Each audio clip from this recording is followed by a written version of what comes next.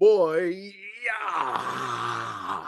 Happy Friday. As I'm recording this, I am Studio B. As you can notice, Studio B, I actually have stuff behind me as opposed to the practically blue screen, or I suppose maybe more properly, green screen type wall of Studio A. I don't know what to do with today. That happens sometimes. I know that I want to stream. I want to talk to folks, spend some time, but then there comes those days where I don't have all my stuff here. Well, I mean, I have a bunch of stuff here. I have different stuff here than I do at home. I could work on my Fill the Hexes submission. I also have a couple blog posts. I haven't done any kind of community stuff in a while, and we could just chat. So I'm kind of hoping. Well, I don't really have a desired outcome. The chatting is always good if folks have some kind of topics that are timely to them, if no one else, or something. That would be awesome. I was going through some things. Does anyone have memories of this book? My ring light is getting in the way. This was a Mongoose Publishing D20 source book called The Slayer's Guide to Undead, written by Gary Gygax. And there's another writer here, and John Creffield. This is, a classic, D20. So we're talking third edition or 3.5. Let's see the publishing dates on this. What have we got? I mean, I guess content warning, but kind of a cool inside picture. This was written. Hey, Michael Fraker. This was written in 2000, or was published rather in 2002. I don't know why I got these. I feel like the third edition. I guess if I was still playing current D&D, I would probably not feel this way. But because I am not super into the 5th edition third-party content stream, I feel a bit outside of it. Because I was going to say 3rd edition was, and then there's 2nd edition too. It'd be one of those things where it'd be great to run the numbers. I don't know if there's any way to do that. If anyone, here's the back of this thing, if anyone cares. I don't know what the numbers are, but I'd be curious if one were to look at and say, what were the third party, so just not stuff published by TSR or Wizards. So third party, which edition had the most? I think by eliminating the third party, I think that excludes 2nd edition, because 2nd edition had a crap ton of content. But I think by far most of that content was TSR. I don't even know if there was a good. I'm sure there are people who made second edition stuff, but I don't even know what the licensing aspect of it was. There probably were some second party folks who got licensed. I imagine. I'm trying to even think who those would be. I don't think I owned any of them. I don't think I had them, but I'm sure they were out there. Hey, Ian, maybe some folks were running or publishing 2nd edition stuff, kind of like people do now with OSR type stuff, and say, wink, wink, like, works best with the world's most famous role-playing game kind of thing. But I'd love to know, because I 3rd edition was where it just felt like it was just exploding, all this D20 stuff. And I would include the D20 subsystems like D20 Modern or D20 whatever. Hey, here's a homebrew. So, I have fond memories of going to gaming shops and getting ready to maybe run something, or even, kind of like I'm sure is now, where it's not even that I know I have a game nailed down, that I must make a campaign for this game, but I just kind of get the itch. Oh man, this might be kind of a fun thing. Because I can't remember for the life of me why I bought this. I don't remember running anything that was super undead, but I might have just thought about it at some point. Reading the book, reading the table of contents, it's got some cool, the ideas. So it's got, so the table of contents reads, after the intro, a demonic overlord, the unwilled living dead, the free-willed living dead, free-willed, as opposed to say freewheeling, free-willed living dead, spirits of evil, lords of the living dead, hybrid undead, peak of the night lord, and then a Bestiary of the Damned. So pretty interesting stuff. If I had an overhead type cam here, maybe I will, because I actually, this is like a, you guys are seeing the neat side of the room. But what you can't see on the other side of cameras, it's an absolute disaster. If I could ever get this straightened out, this would be a good spot to put an overhead cam type thing, and I could take some of these books or things that I only have physically, and we could look through them, because this might be an interesting look. But I'd be curious if anyone had that one. So that one kind of just popped up. Hey, Redcaps, I am looking for topics. I got a couple things in the docket we can do, but really I'd love for folks to bring, this is a BYOT, bring your own topic. But I just thought I'd start off by a couple of books that I just pulled out of stuff, boxes basically. This one, I know, and there are 2 undead books too. Anyone remember this or have this one? Lords of the Night, Liches, which is written by someone named Karis, also, D20. Michael Fraker, go for it. Give me your question. And the publisher of this is Bottled Imp Games. Anyone remember Bottled Imp Games? Maybe this is the series Darkness Rising. I put a note in here, but this is not my handwriting. And it's a cheeseburger with ET and a buffalo chicken burger. So apparently I took a Post-it that someone else wrote a lunch order on and stuck it in here. And I stuck it. What is this? The Spire District, but of what? I don't know. This is a place. Kethak, the City of Lost Souls. Okay. This got a bunch of stuff. Again, when I get someplace where I can overhead cam, I will I'll come back to that.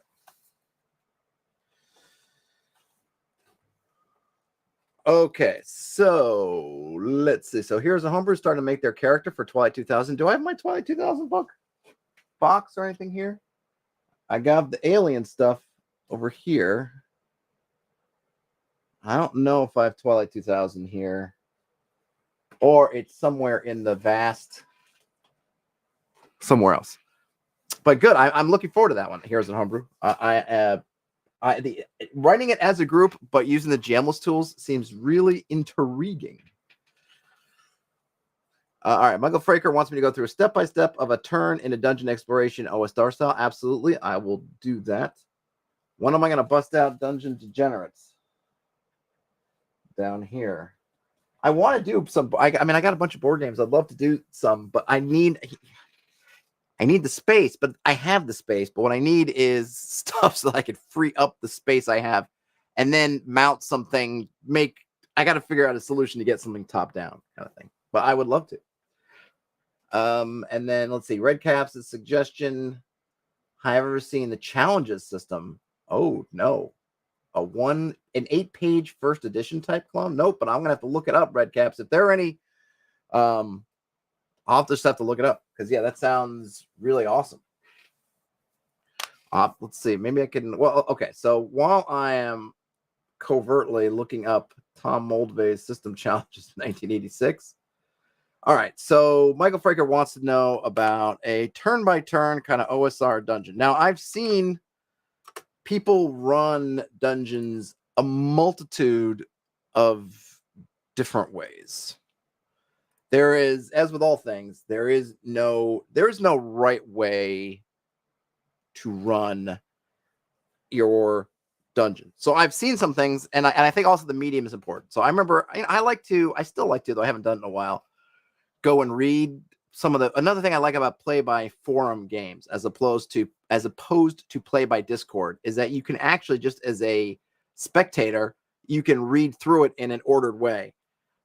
And I suppose you could do that with Discord too, but I find that trying to read through Discord stuff, especially if it's active, is just very difficult. Having pages and things means, hey, I can read page 1, then next day read page 2. I don't know. I like it. I like it a lot.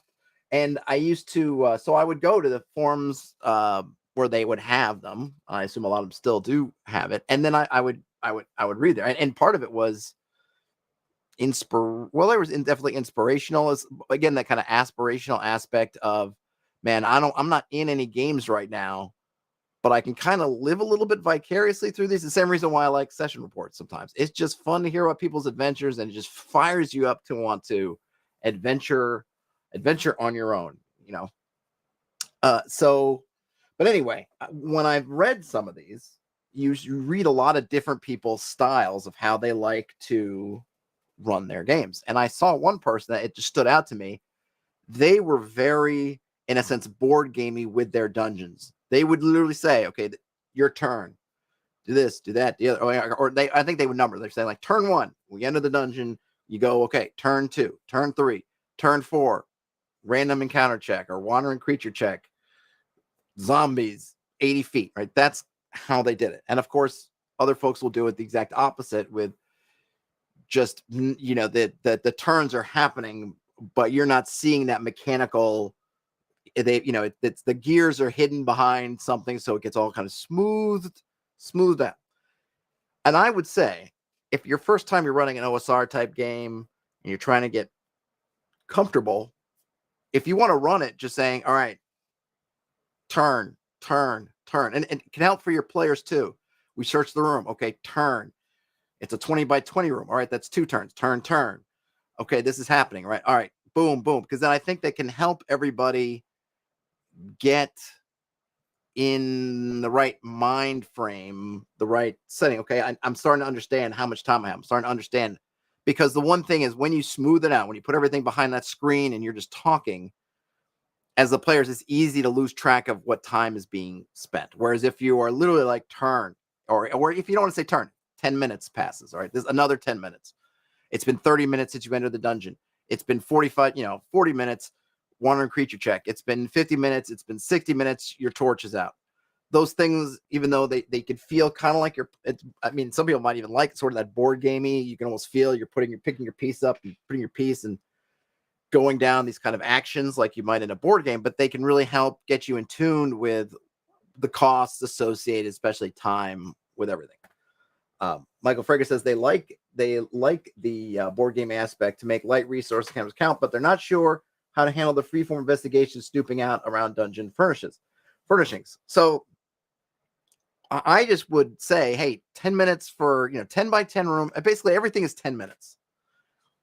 And I would just leave it at that. And if you look at it and someone says, well, I just want to open the drawer, is that 10 minutes? You could say, no, well, you can, if it's like, well, what else are you going to do? All these people are doing things that are 10-minute worths of time. You could open the drawer and then twiddle your thumbs. You can open the drawer and then do something, but basically just keep everything in those 10-minute blocks. 10 by 10 room, 10 minutes, whatever. And just go with that. And it is, yes, it's a little bit gaming. Okay. But what I would say to someone is, well, I don't know if you really are searching a 10 by 10 room with actual stuff in it and you're being exhaustive. 10 minutes is not a lot of time to do it. So maybe you think on opening a stuck door, 10 minutes feels like forever. Granted, but then on something else, maybe you get some of that time back. But the point is that it doesn't matter. You can even change the amount of time that is, but just keep it to a turn, a turn, a turn, a turn. And don't worry about it. It'll all come out in the wash. The point is just there's no fractional turns. And if it makes more sense to you to make turns 5 minutes long, and if it really is like a brain thing, like, okay, make it 5 minutes long. Just account, then just make sure everything, then instead of a turn is, or then if you make them half as long, then there's double the amount of time or however long things are, right? So then the torch would last 12 of these half turns as opposed to 6 regular turns. You could scale it out. But I find just turns. And the time thing, no one's wearing pocket watches. So no one is really keeping track of, no one's going like, okay, this is happening. All right, start, and then doing something. So I find don't worry about it. Just time's passing. And as long as everyone's on the same page with that of, okay, this is going to take X amount of time to do, or turns, or, hey, this is going to take you a little while. If you wanted to kind of, not want to get into the minutes and seconds, say, hey, this is going to take a little while. It's a 20 by 20 room and there's a whole bunch of stuff in it. So it's going to take a little while. Do you want to do that and be exhaustive, or do you want to pick a spot that will only take, one turn, whatever, then, do that. Perkins says they use the word turn, but they announce the time scale. Turns are 10 minutes long, but they may change it. Yeah, I mean, I think whatever time scale you use, you want to session 0 when you're prepping, whatever your players, I think your players have a right to know how long each turn is, but you don't necessarily have to, you can, whatever you feel most comfortable in the moment, but they should know ultimately that if you're saying turns are 5 minutes, 10 minutes, whatever, it's really the most important thing though, is knowing kind of what happens. All right. Torches last how many turns? Okay. How many turns roughly, at least on average, are we going to get wandering creature checks? Granted, different places are going to be different, but just overall, right? Those kind of baselines. All right. It's once per 3 turns. Okay. Or whatever, right? Those things are the ones important. How much, when are these things going to happen? What is the kind of cadence? How much time? How much time that is fictionally is kind of less important, I think, ultimately, but that kind of understanding that resource cost, you want them to be able to get that piece and understand it. So if you say it's going to take 3 turns, that they know, okay, that's 1 wandering creature check, and now our torch is halfway gone, or whatever it is. Ian says, since we're talking about dungeon procedure, do I have any thoughts on exploration standard operating procedures? Yes, I do. I mean, I like them. I mean, when I was in that super long running sci-fi game that I'll have to get into at one point, I think I have my, oh man, if you had emailed me or told me before, I would have, because I have it. Oh, do I dare get up to go get it? Because I saw it. Mine was actually super complicated. But yeah, we had these.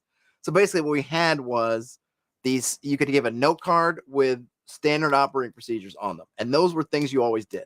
And I always liked them. Now, in terms of like an OSR game, I wouldn't want them to get super complicated. Mine was way too complicated, but we were playing in a very high-powered sci-fi game, so there was kind of a lot there.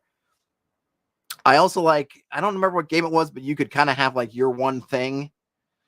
And was that a thing in 13th Age? So you could have something like you could say like my character always has their knife, or they're never caught out of armor, which is another thing that's kind of like but you can just kind of set one. And then whenever something happens, like whether you're in jail or whatever, it's like, I've always got my knife. That's my one thing. And then it just becomes that fun thing of like, yeah, somehow you were able to sneak your knife in. The guards didn't check your shoe. They didn't check in between your cheeks, whatever it is, you swallowed it like a sword swallower. Sure, you got your knife. You always have your knife. And the other guy's like, hey man, I'm never caught outside my armor. Great. Whenever, presumably you go to jail, you might lose your armor, but in terms of like sleeping in the wilderness or whatever, you always got your armor on. Bam. That's fun too. But yeah, because you can write those things down, and then it does take away a little bit from some of the things I think some folks like with like the really detail oriented in fiction stuff, because what you do, the downside to your standard operating procedure is that the first thing someone's going to write down is 10-foot pole. I'm checking every whatever.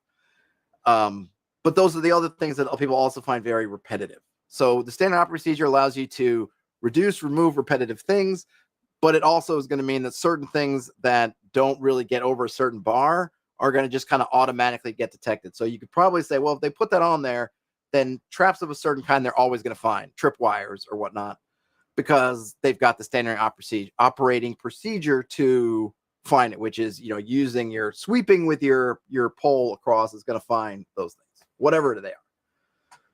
Ooh, a lot of stuff going on in the chat here. Redcap says standard operating procedure is important to keep things from getting nitpicky. They really like players to use it. Yep. I might put a limit, like maybe 3 per character, or maybe like 1 dungeon, 1 wilderness, 1 social, something like that. 'Cause you don't want to get out of hand, which, like I said, if I pulled out my standard operating procedure card, it would probably look pretty darn ridiculous. Looking at it in retrospect, I'm like, oh my gosh, there's a lot of crap on that card.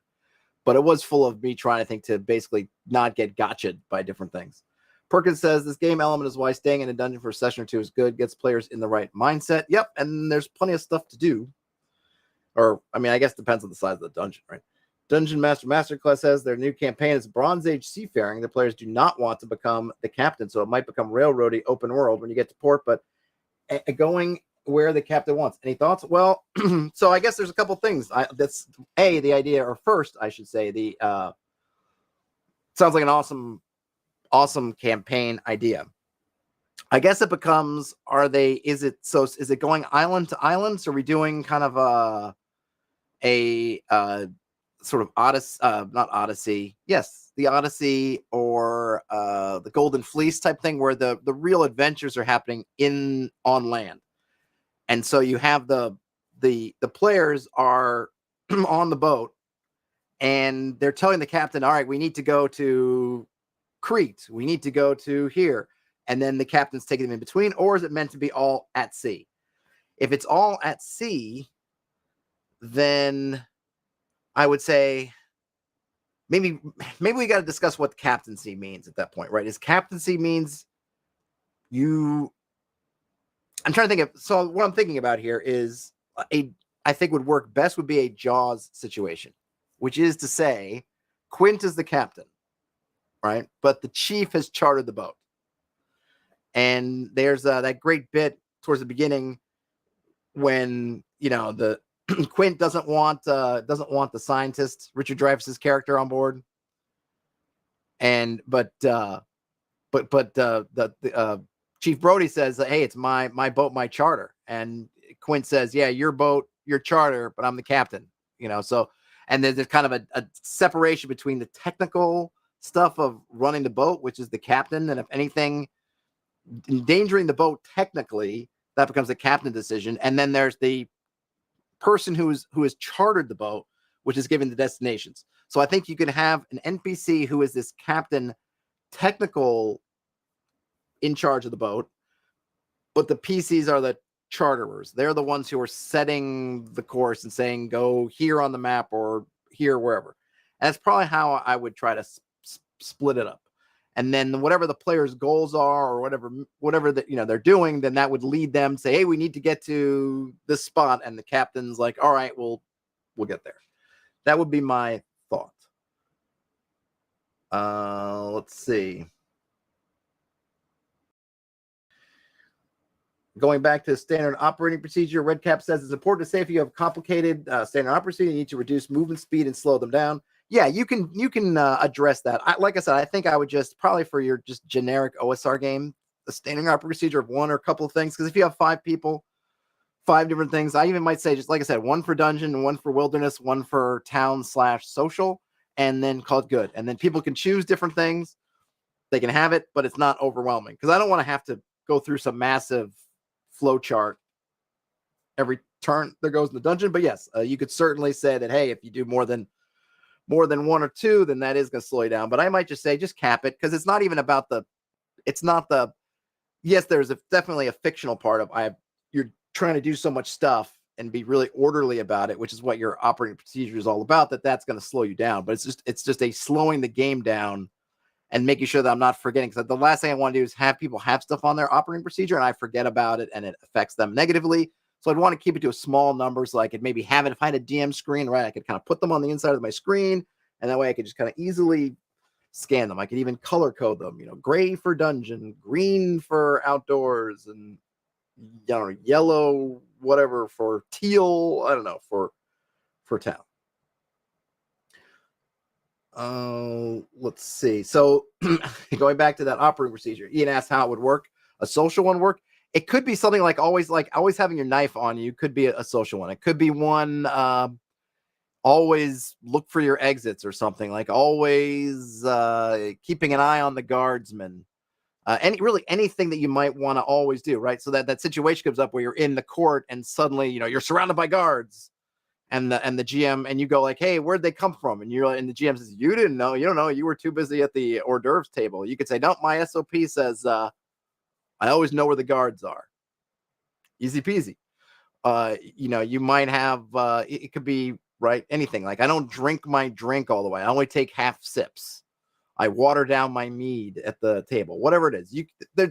Really, it's possibilities are endless, and someone could come up. It could even be just a character thing that they want to write down. Just make sure to take advantage of. But like I said, I would say maybe town/social. So if you want to have something kind of a towny kind of thing, you could have that also. Jason, the Argonauts. Okay, or Firefly. Yeah. So in terms of the at sea thing, so Dungeon Master Masterclass, I would totally have that divide of, okay, you're not the captain, but you're the charter owners, and you can figure out game-wise what that looks like. Do they employ the captain? Did they make some deal? Whatever it is, but like they control the course, you know, and that part of it, and the captain controls the technical stuff of the ship running, and that's probably how I would separate them out. Pete Giant says you could be up front and say to your players that one of them should be the captain, kind of like a caller. You could, but I think, but I see the, you know, as a player, okay, so it comes down to kind of what kind of game you want to play, right? What do you want to do? Do you want to be mucking around with boat stuff? Or do you just want to be, and it's not to mean that we want to skip over entirely, but it just means like, you know, it really is maybe saying we want to do on the sea, we want to do that stuff, but we don't want to be worrying about making boat captaincy checks, you know, make an operation check. We want to be left free to do other stuff. We kind of don't want to worry about that, which is fine. I mean, you can have some fun with it and say, okay, well, you're going to have to find a captain and you could roll for how good that captain is. Maybe that captain is kind of a retainer type, so they'll gain experience. So you could have a captain, he starts off low level, but he's cheap, versus one who's expensive, but really skilled. And so, well, where do you line up with that? And then how off course do you get? And yada, yada, yada. You know, you can have a lot of fun in the way that hirelings and retainers are fun with the captain. But I wouldn't necessarily force them to do it if they're just like, hey, man, I don't want to mess with that. I just don't want to do it, which, you know, I can appreciate. And there are captain. You can hire a captain. You can hire a boat. So you don't have to if you don't want to. Ray says, unrelated, but Black Sails is one of the best pirate shows of all time. I only watched a little bit of Black Sails. It seemed like it was good though. But yeah, I got to go back and watch more of that. And what's the comedy one? We Sail. Oh, I don't remember, but that one's been a lot of fun too. Terrence is thinking of Tom Baker as the legless sea captain in Blackadder. Tom Baker was also an enemy. He was in one of those Sinbad movies. Which Sinbad movie was Tom Baker in? He was Golden Voyage of Sinbad from 1973. He had some good stuff too. He was bringing stuff to life. Did he have the homunculus? Or was that another one? But he was a good bad guy. Our flag means death. Thank you, Ian. Yeah, that's what I was thinking before. I remember reading something about him, and I guess he did this movie. Was he this is before, so I think it's maybe right before Doctor Who, or maybe at the beginning of his Doctor Who run. But yeah, that was really good. So am I at the end of those topics? Were they on Dungeon Master Masterclass? Did that make any sense at all? What I suggested? So I see the challenges game system that Red Caps threw out here. Does this exist anywhere in any way? All right. So according to, well, I'll turn on my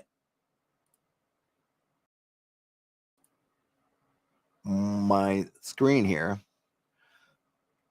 So according to Grognardia,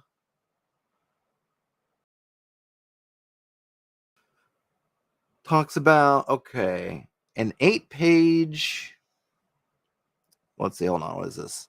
Okay, how many realize he wrote an 8-page restatement of AD&D in 1986 under the name The Challenges Game System? They were dimly aware of the existence of this game, though they can't say for certain how they were made aware of it or precisely when. Regardless, they'd never actually seen a copy until this week, thanks to a reader. Oh, that's cool. Reading through challenges, it's also on reading through challenges, it's also unambiguous that Moldvay is taking aim at late era AD&D first edition. The system presented in its 8 pages is largely identical to that of AD&D, with a few interesting wrinkles, stripped down to its essentials and presented far more coherently. Characters have 6 ability scores: muscle, dexterity, stamina, willpower, wisdom, and charisma. They are generated by rolling 2d6 plus 6 9 times and choosing the best 6 rolls, arranging them as desired.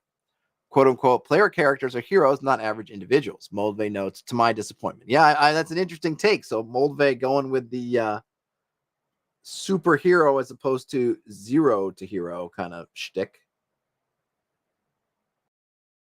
Okay, so there are PDFs, but might not be for sale anywhere. Okay. Chelsea.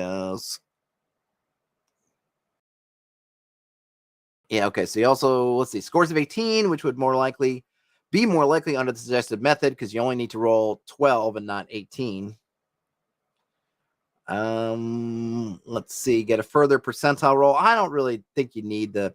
I always thought while having something like I've got 18,100 strength is awesome, but I feel like I saw it way more than it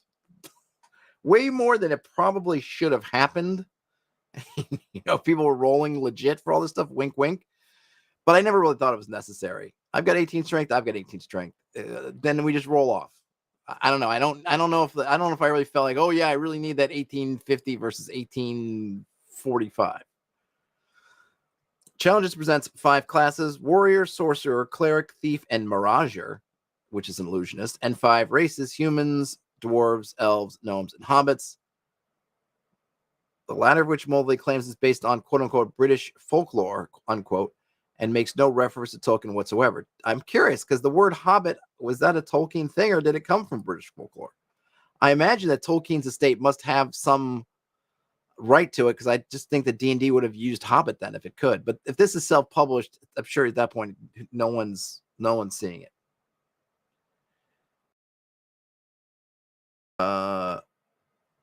Raid says that crew definitely influences captain. They can always vote him off if he stinks. And Pete the Giant says, walk the plank.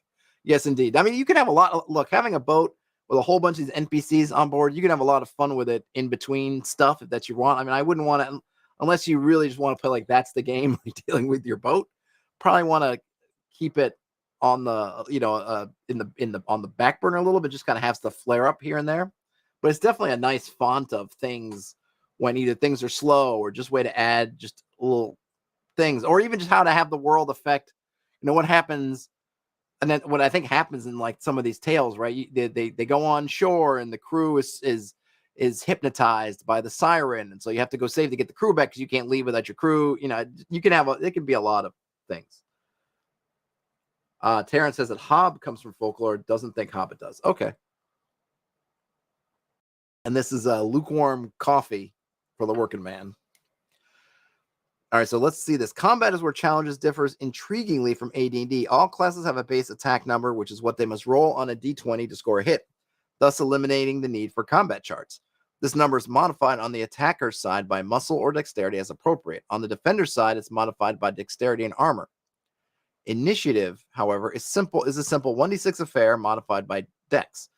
As optional rules, the amount by which a character exceeds or misses their target number can have additional effects, from bonus damage to dropping one's weapon. Bonus damage also introduces the concept of wounds, which are persistent combat penalties until healed, in order to simulate injury without overly complicating the system. What I'm not sure is are both people rolling dice?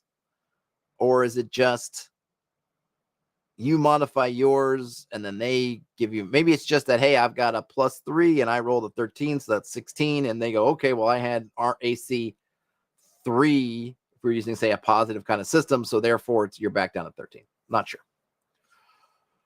Ray says they always see people worry Seafaring games are boring. Just watch Black Sails, never boring. I mean, it's hard sometimes to, but the thing is with those, the thing is when you're watching movies or reading is they can often, so books can take things that might be boring in play and make them interesting because you have all kinds of internal monologue and potentially drama and tension between characters that you cannot necessarily mine in a game.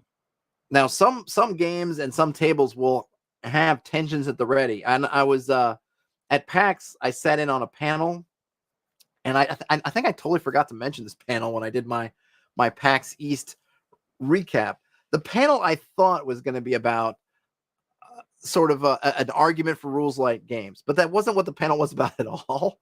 It was about rules like games, but it wasn't about, I thought it was going to be more like, hey, you're used to playing, say, 5e Pathfinder, kind of crunchy or mid crunch to high crunch games.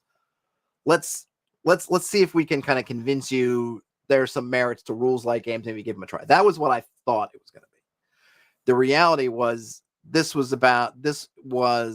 it must have been, maybe it's because I only read what was on the what the card or whatever their thing was, and maybe if I followed the creators, or I kind of knew something different, knew more, I would have thought differently. Because I think other people who went to that panel seemed to have a better understanding. I didn't poll people, but I felt like maybe they had a better understanding than I did.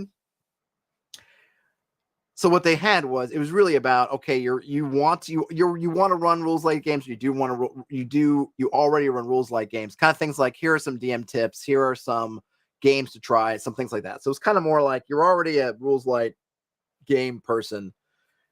Here's some stuff. One of the things that they mentioned was using interludes. They talked about one like, hey, the way they said it was just kind of funny, because obviously it's coming from a rules light perspective, or really, maybe I should say, not even rules light, a kind of a narrative story game perspective. Is like, hey, isn't it great when there's a camp watch scene where you have two characters who are on watch together, and they can use that scene to share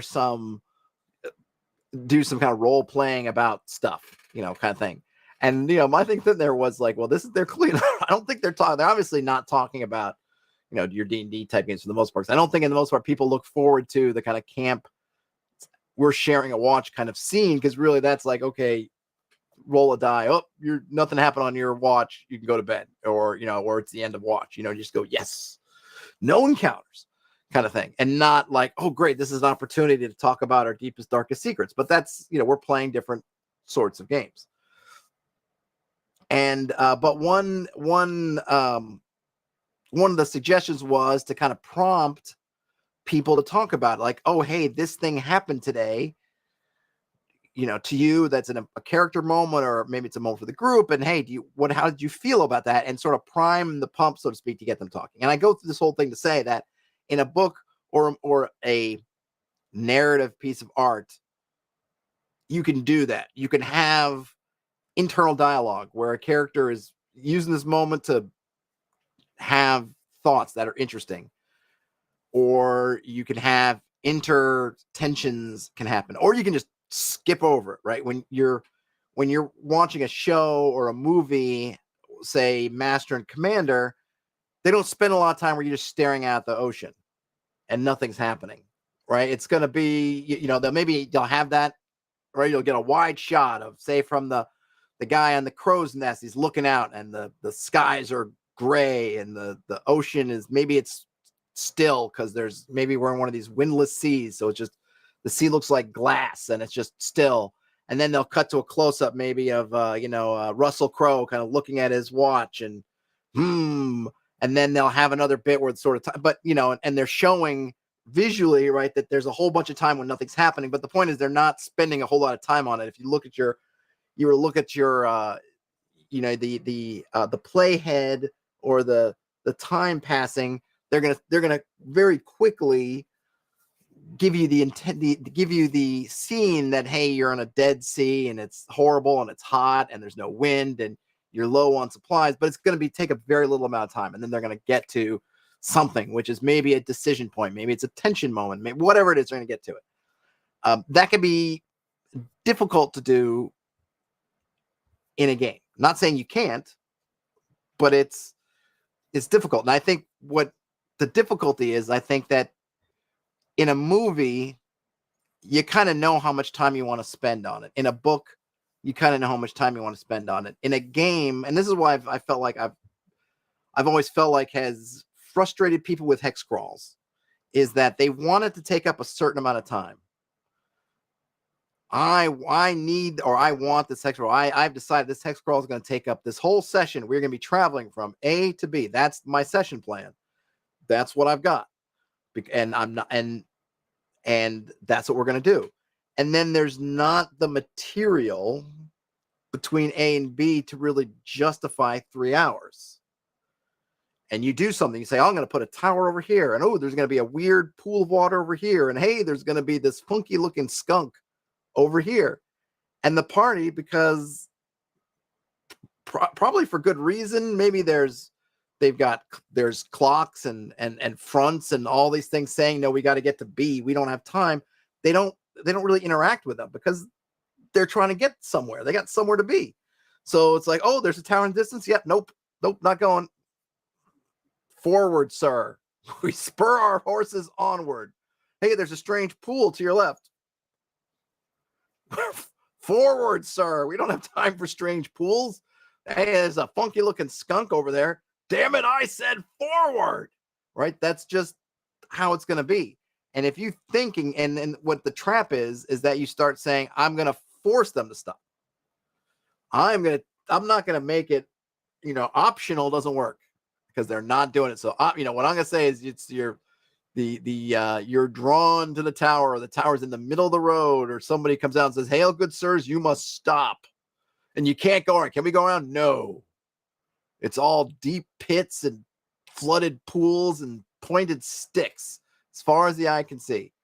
All right. And we deal with that. Okay. Now, there's a pool. Can we go around? No, the pool has flooded the road, and either way, it just turns into, if it's the first way, then you're trying to just filler to try to make up time. It doesn't work. And then the second one doesn't really work either because it's going to feel like a railroad. It's not going to feel like there's that choice. It's going to feel like you just got this path you're going down.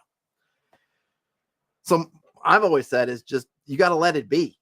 But my thing is that once you set up your hex crawling stuff, you don't really need to prep on that. You prep on the stuff you need to. So instead of prepping this A to B stuff, you've already done your hex map stuff. You made your wandering creature checks. You've got your roster of creatures. You've got that kind of work done. Great. So then once that's done, you don't have to do that anymore. And then wherever they're moving on this map, as long as it's in that same basic region, now all you gotta do is look at the destinations, wherever they're going. And if it takes them 2 sessions to get to town because they decide to go to the tower, and then they stop by that pool, and then they're intrigued by the funky skunk, then great, game on. And if they decide to just spur their mounts and ride like hell to the town, then, or wherever, great. There's that. Terrence says intense roleplay frequently interrupted by wolves and bandit. That's an option. Redcap says that Tolkien invented the short hole-dwelling hobbits. However, the word did exist in folklore prior to him. Okay, so there might be a loophole there, I suppose. Though I suppose it's kind of a double-edged sword, right? Because if you make tall hobbits that live in, I don't know, stilt dwellings, it's probably not going to make sense to a whole lot of people.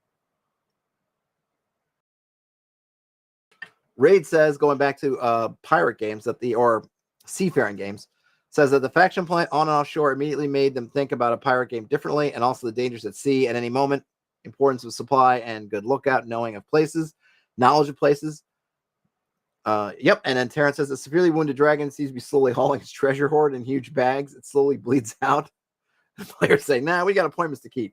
I mean, I understand it, Terrence, because that's also where the GMs put in their trap. This is just how the dragon gets new victims, or it's the whole thing is a mimic or whatnot. I would be wary. I'd be wary as well. I mean, yes, any kind of game where you're traveling between places, factions, locations, all that stuff becomes big. The difference between the overland travel and say oversea travel is that there are not as many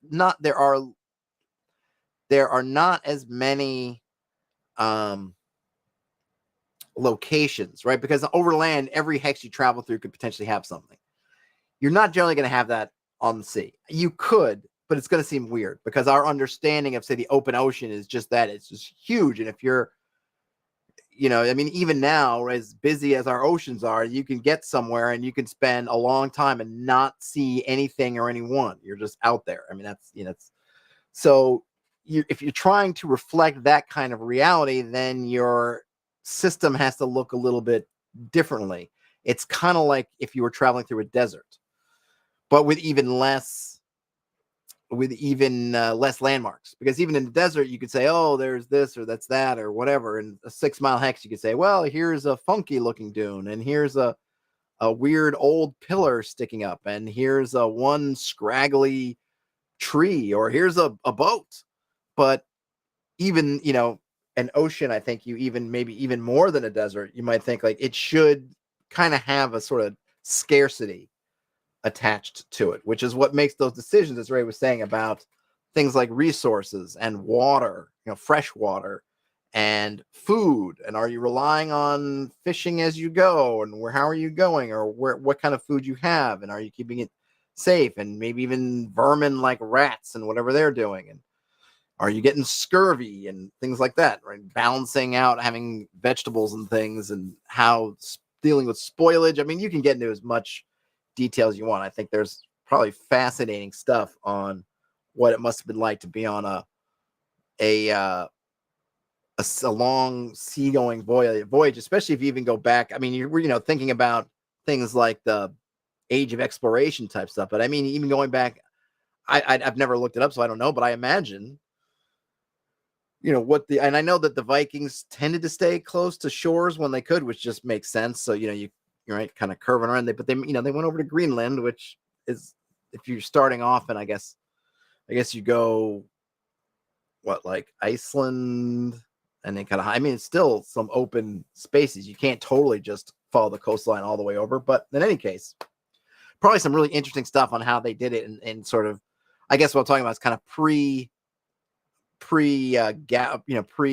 age of exploration boats, like what was it called, like not the sort of square sail, those kind of boats, or even earlier. I mean, I know there are stories of the ancient Chinese or the Romans or somebody getting way out somewhere. Be really interesting to see what, even though I think a lot of it's kind of unknown or it's ancient aliens type stuff, but just, well, what was it like?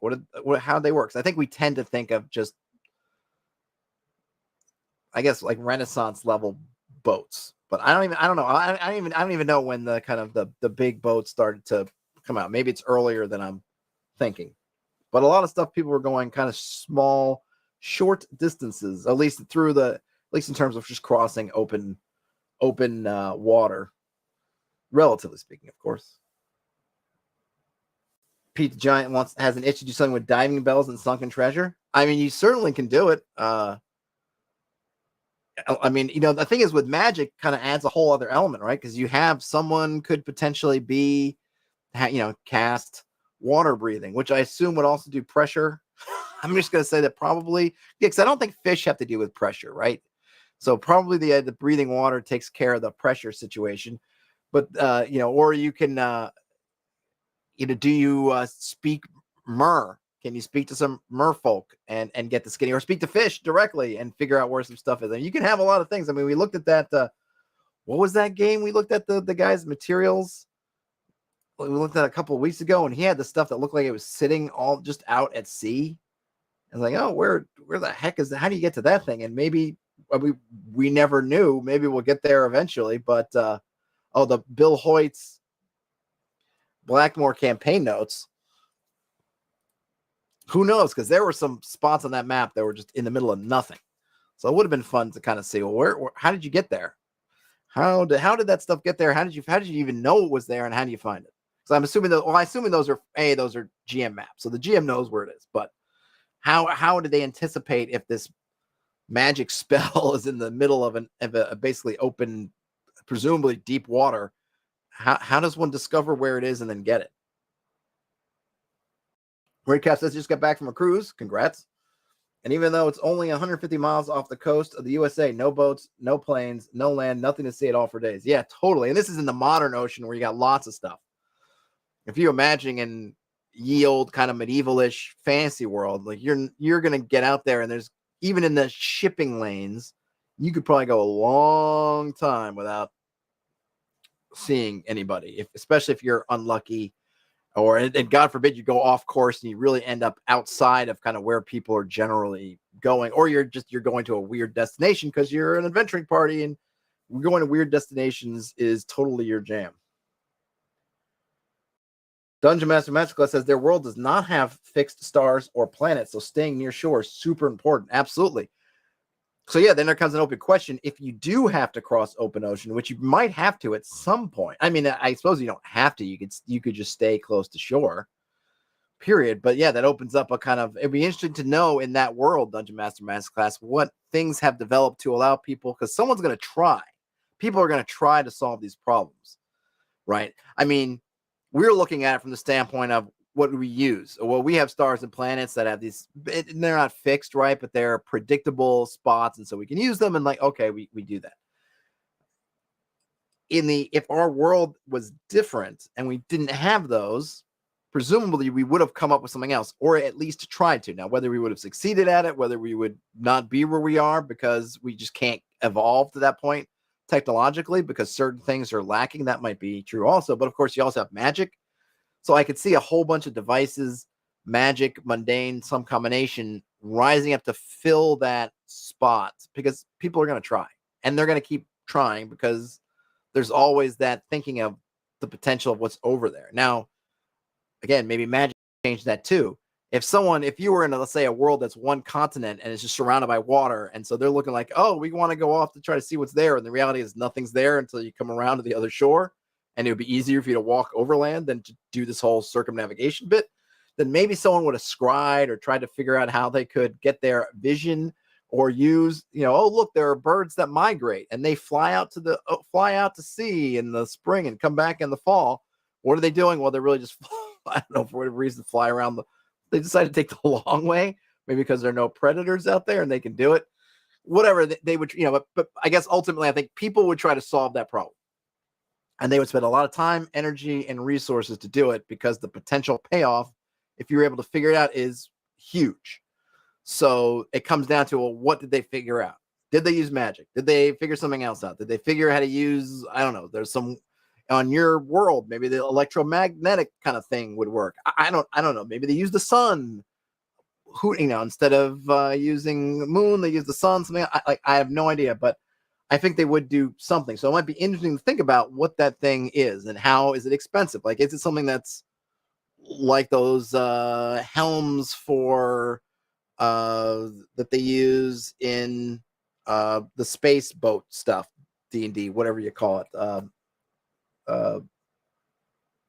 Space Jammer, whatever it's something. Spelljammer helmet. Is it something else, right? They would have come up with something, or they would have tried.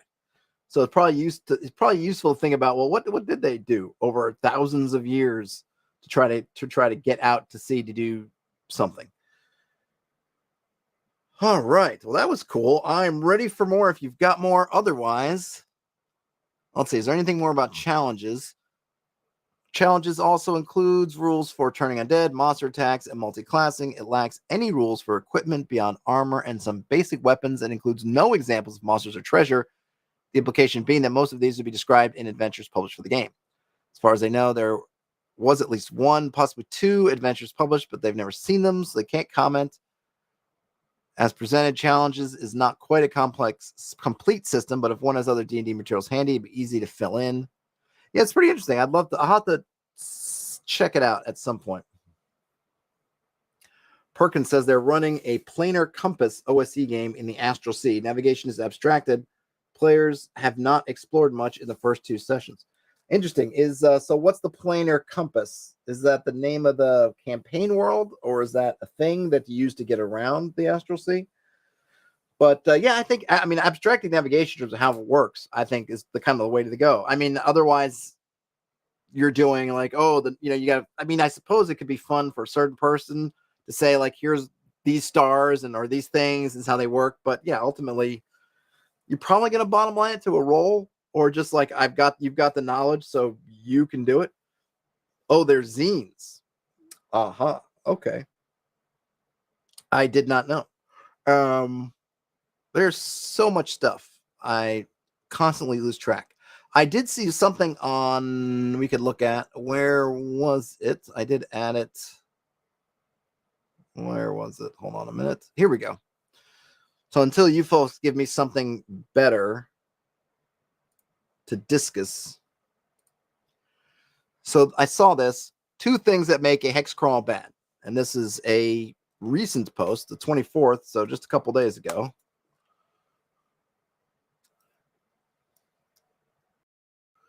Dungeon Master Masterclass about their game says currents are very stable in this world. They use floats and ribbons in the water to see if you sail off a current. They don't know if this works in reality. Well, the good thing is You don't need to know if it works. All it has to do is work in your reality. But what happens, Dungeon Master Masterclass, if they want to go off current? Because again, people are going to try. I think that would be my takeaway. That would be my one thing. Is just say, well, people are going to try to do this, and they're going to keep trying until I think they're going to keep trying pretty much eternally. Someone's going to say there's got to be something amazing if we go off current, and until we legitimately rule it out completely. In other words, we go off current, sail around or row or whatever you have to do, and find out there is nothing, and then come back. People are going to keep trying. It's just, like I said, there's too much potential for, hey, we could get that windfall and gold, magic, whatever it is that's just over the horizon. So we're going to try to do it. So, think about it. Think about what happens when you want to go off current. Who wants to do it? And of course, if you're some kind of underworld or a pirate or something, you know how to get off current and get somewhere, then, and you know that the law is pretty much going to stick to currents. I mean, you're going to want to figure that out too.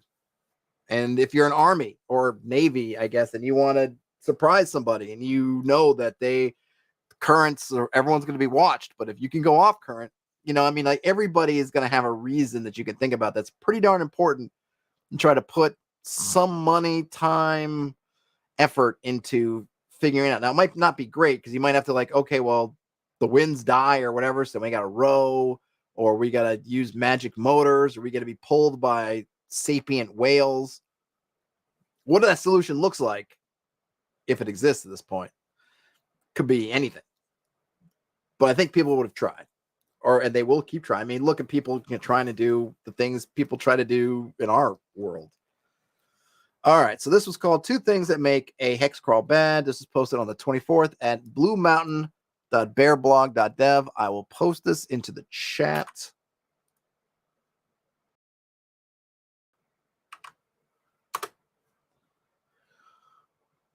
And I'll show it on screen. So there's the address. Ray says, shocked you guys are so boring. I can hike for days and never run into a wizard's tower in real life. Their fantasy pirate game would just have longer travel times, but obscured with just as many points of interest. Well, you can do that too. Though, I mean, I don't know if I would obscure the longer travel times. I would kind of want to lean into it a bit because that's part of being in the ocean. Now, that doesn't mean that they would take longer. Instead of saying you walked 6 hours, you could say you sailed for a day, whatever, or you walk for half a day, you sail for a day or 2 days. But I think I'd want them to know, because it's part of that, oh my gosh, we're sailing, and that's kind of part of, I feel like that's part of the thing of being at sea. But depending on where you hike, you can run into lots of stuff.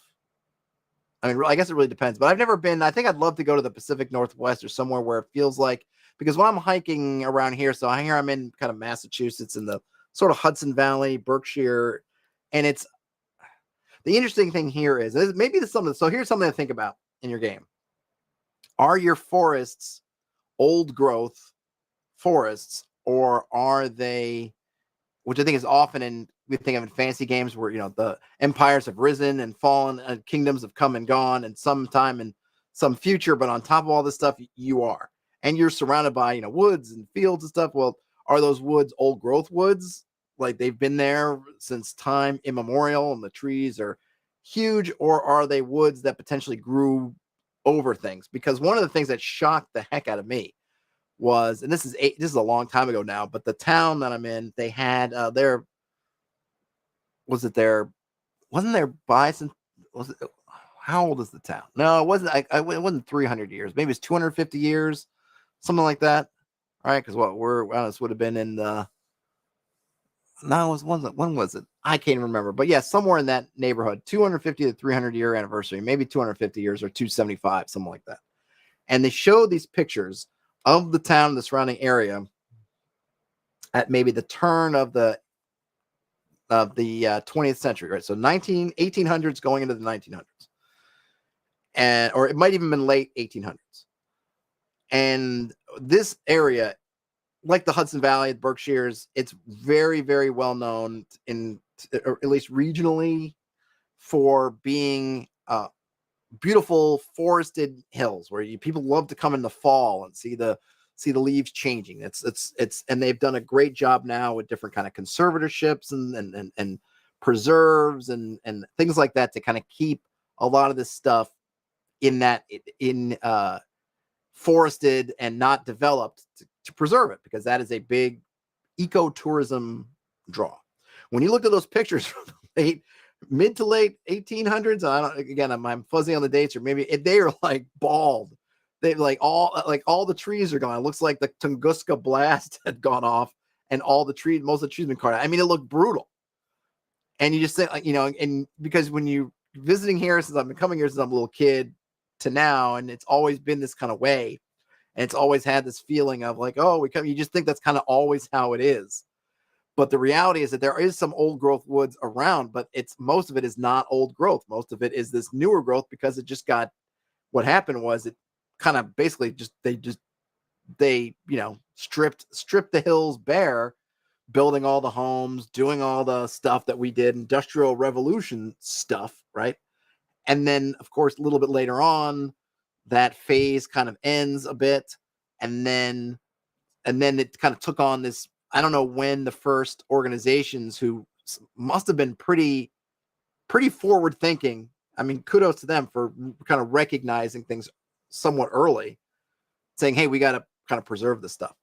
So short story long is that, think about that in terms of, so when you're hiking around here, you can run into all kinds of stuff, because a lot of this is not like, oh, it's been wood since the beginning of time. It's, oh no, here's an old bits of a stone wall that was, or, one of those kind of, I don't know, little walls made with stones, farmers here and things here, they would, you're clearing rocks, little rock walls that they would just, you're kind of clearing rubble out of where you're maybe going to farm, and you would just make a wall out of it, kind of thing. Or look, there's an old chimney or something, or you can find stuff like that, because you realize when you see it, like, oh, this wasn't always woods. At one point, somebody had a little house up here, something like that, right? And you can think about that for your woods in your game.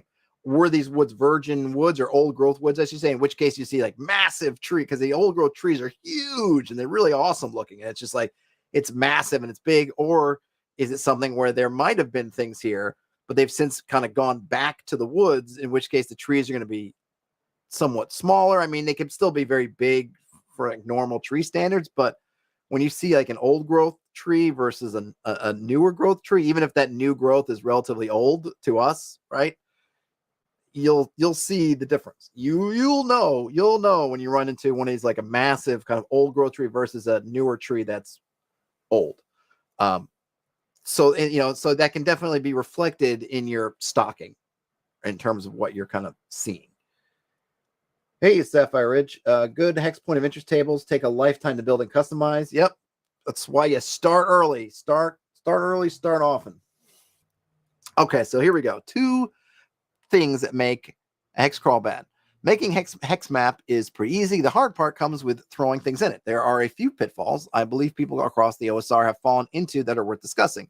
The goal here isn't to hate on or unjustly criticize other authors for writing bad hex crawls. In fact, many of the examples beyond this point have redeemable qualities, but to codify 2 common criticisms I've heard or had about various modules across Discord and the blogs. All right, so here we go. Number 1, Crunchy Frog. No, empty or underfilled hexes, too few decisions. Isle of the Unknown is one of the worst hex crawls I've ever read. This is them. Remember, this is the blogger talking. I don't think I've read Isle of the Unknown, but if I have, I don't recall it. The biggest problem with the module is just how empty it is. There are 330 hexes in the module, and each hex has exactly 1 point of interest attached to it. And there's a note here. Is it worth reading the note? 1, well-read folks will know that Isle of the Unknown encourages referees to make their own encounters and other things for each hex in addition to what is provided. To me, that is a poor excuse for making an empty hex crawl and trying to sell it to people. Okay, so they are not persuaded by the, hey, add more yourself. All right, this sounds pretty reasonable on its face, but let's look at one of the hexes just to see what we're working with here. And here's a quote, I guess, from one of the descriptions 4 limbless serpentine beavers are the size of wolves, and they slither and swim in a jerky, unpredictable manner. And there's a second note, which says, okay, so they're not giving us stat information, which we don't need. Let's see. Oh, okay, let's see. Yeah, Raid says they're in Ohio, and 90% of the forests were cut down. Yep, very old growth is very rare. Yeah, I think it's pretty rare, probably most places. Though there's, I know there's a spot from where I am, maybe an hour or so that's kind of an old growth forest, and you could take tours. My cousin did the tour. I haven't done the tour yet, but I will. Sci-Fi Rich says Delta's D&D suggests one overt and one secret hex feature. Is that better? I think a lot of it comes down to, I mean, I think that's fine. I think the best one is the one that works for you. But I think what ends up happening, and we'll probably get in here, is they're having, it's the size of the hex becomes not the, I won't say it's, I guess in a way, the size of the hex becomes the issue or the determining factor. So if you're doing 1 mile of hex and you have one thing in there, that sounds that you're like, that's probably good, because in 1 day of travel, let's say 1 day of travel, and let's just say we're doing, I think, which is a fairly aggressive 24 miles a day, if it's open, kind of non-difficult terrain, let's say, that's 24 hexes you're going across. That is a bunch of stuff. That's a lot. All right. So you think like, okay, that's, all right. That seems like, right. That's maybe overkill in terms of stuff you're going to run across. And that's assuming you don't get intrigued by anything. You just kind of roll straight through. Apparently in Isle of the Unknown. So let's just keep going, because they're going to say how big it is, I think. Yeah, this is the only notable thing in the hex that is an area of 86 square miles. So this is the big problem. You have in 86 square miles, and that's the area, so I'm not sure. We could probably figure out what that is across. But if a 6-mile hex is about 30 some odd square miles, then this is roughly 2 to 3 times that. So maybe they're doing 18-mile hexes. And, now part of it is, or they're doing maybe something that's roughly equivalent to a day's travel, depending on, because, 18 miles, I think, is another number that folks will sometimes use. It depends, right? Everyone's got their own kind of numbers. But that's a lot. So that's like over an entire day, just walking from that hex to the other. That's all you've seen. That's it. You go 18 miles, and what have you got? 4 limbless serpentine beavers. And, so you think, oh, okay, that's not a lot.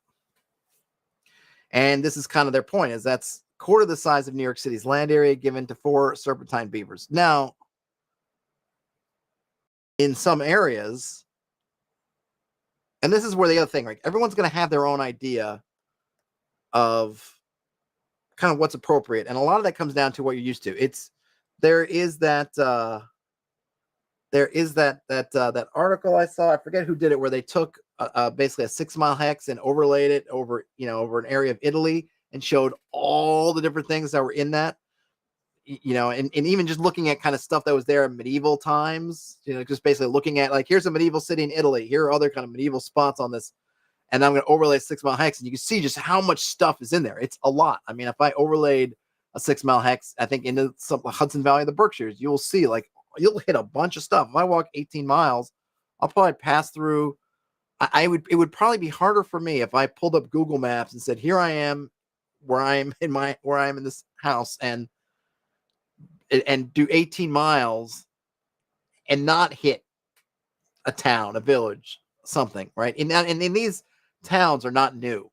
Now, granted, they're not medieval, but they're not new. So even if I just picked, like, okay, forgetting where they've sprawled out and grown, I just pick kind of old centers, it'd still be a lot. But you can go to other things and say, again, I always think of the Pacific Northwest. It's that famous, like, well, there could be, Bigfoot could be there because it's huge, or Alaska, somewhere where you're in these woods and they go on for hundreds of miles, and planes go down there and can't be found. Yeah, hijackers jump into that airplanes. You can't find them because it's just woods, then maybe someone say that is appropriate, that you could walk a whole day in Washington State in the backwoods there and not see anything, or in the back country of Alaska. And yeah, you could go through essentially walking a day of hiking and just see a couple of deer, a bear, or maybe nothing because they're all staying away from you. Right. So if the person who wrote this, that's their backyard, they're going to look at it one way. If you're from one of these other areas that's densely packed, or maybe thinking the Great Plains somewhere, if you're, I don't know, Nebraska or something, like how, you have people who have farms that are 18 miles long, you could walk across and it's just a cornfield. That's it. One cornfield coming up and that's it. So this, where you're from and what, you close your eyes and you see forest or whatever, that's going to kind of factor in and flavor what your hex and how it feels to you. But I would say is, if you're going to go with one landmark per hex, probably, like, I've been really enjoying or appreciating 3 mile hexes recently. I do kind of like, I don't say need like multiple things on the first, because I feel like you have that first pass, right? So you come in, you're going through the hex, you see something. You're not seeing 100% of the hex on your first pass through. So there's a tower in the distance. Is the tower the only thing here? Probably not, but that's what you see, because on however your path goes, that's what you see. And then if they come back again, you can develop another feature. I think starting with an initial 1 feature per hex like that is fine. But yeah, you got to keep the distances in mind. If you're going to spend all day, one whole travel day in 1 hex, then maybe you want something else in there. But I also think it's also gets into, there's also the other part of, well, what are the decision points that are important to you? It's because a lot of times your party's trying to do something already, and all these decision points are really just distractions. We're trying to get to somewhere, and you're putting these little things out in front of us. Maybe we're just out looking for loot, in which case that's what we're looking for. Oh, there's a tower, we're on it. We're here on a Hex-Crawl of discovery. But if we're going to the caves of chaos out there, and so that stuff is good to know, but I'm going to mark it down to come back later, then that also could factor in. So, you got to look at what is your approach, how much landscape is this supposed to be representing, that kind of thing, right? And so I think you got to kind of find something that marriages these things together to suit. Tara says, look, Mom, that beaver snake's gonna get you. Heck yeah. Sapphire Ridge says there would be 2 to 3 villages each 6 mile hex by medieval standards. Yes, assuming there's stuff there. Assuming you've got that they are settled lands. But we're often talking, don't forget Sapphire Ridge, we're also often mostly talking about wilderness. So you're talking about those empty spots where that stuff isn't. Either there's not a nice river valley, or it's, the wilderness is dangerous, so people are in it. So in the settled areas, for sure, you're going to see a ton of castles and strong points, and then all these clusters of villages, and they're going to be clustered on these, these valleys, on the rivers, and all these kind of, where the best cultivated areas are. And of course, if there are resources that are being exploited, they're going to be there too. But they're also going to be these kind of pockets in which there's just not much going on, because the land's not friendly. The monsters aren't friendly. Everything's unfriendly. So you don't go there. And those pockets are where these kind of wilderness, right? That's where the wilderness, that's where the kind of spooky, scary wilderness. You're going into the Black Forest. You're not going to see 2 to 3 hexes per whatever miles, because no one can survive in the Black Forest, kind of thing, or whatever forest. Insert your haunted, spooky, scary, dragon infested forest.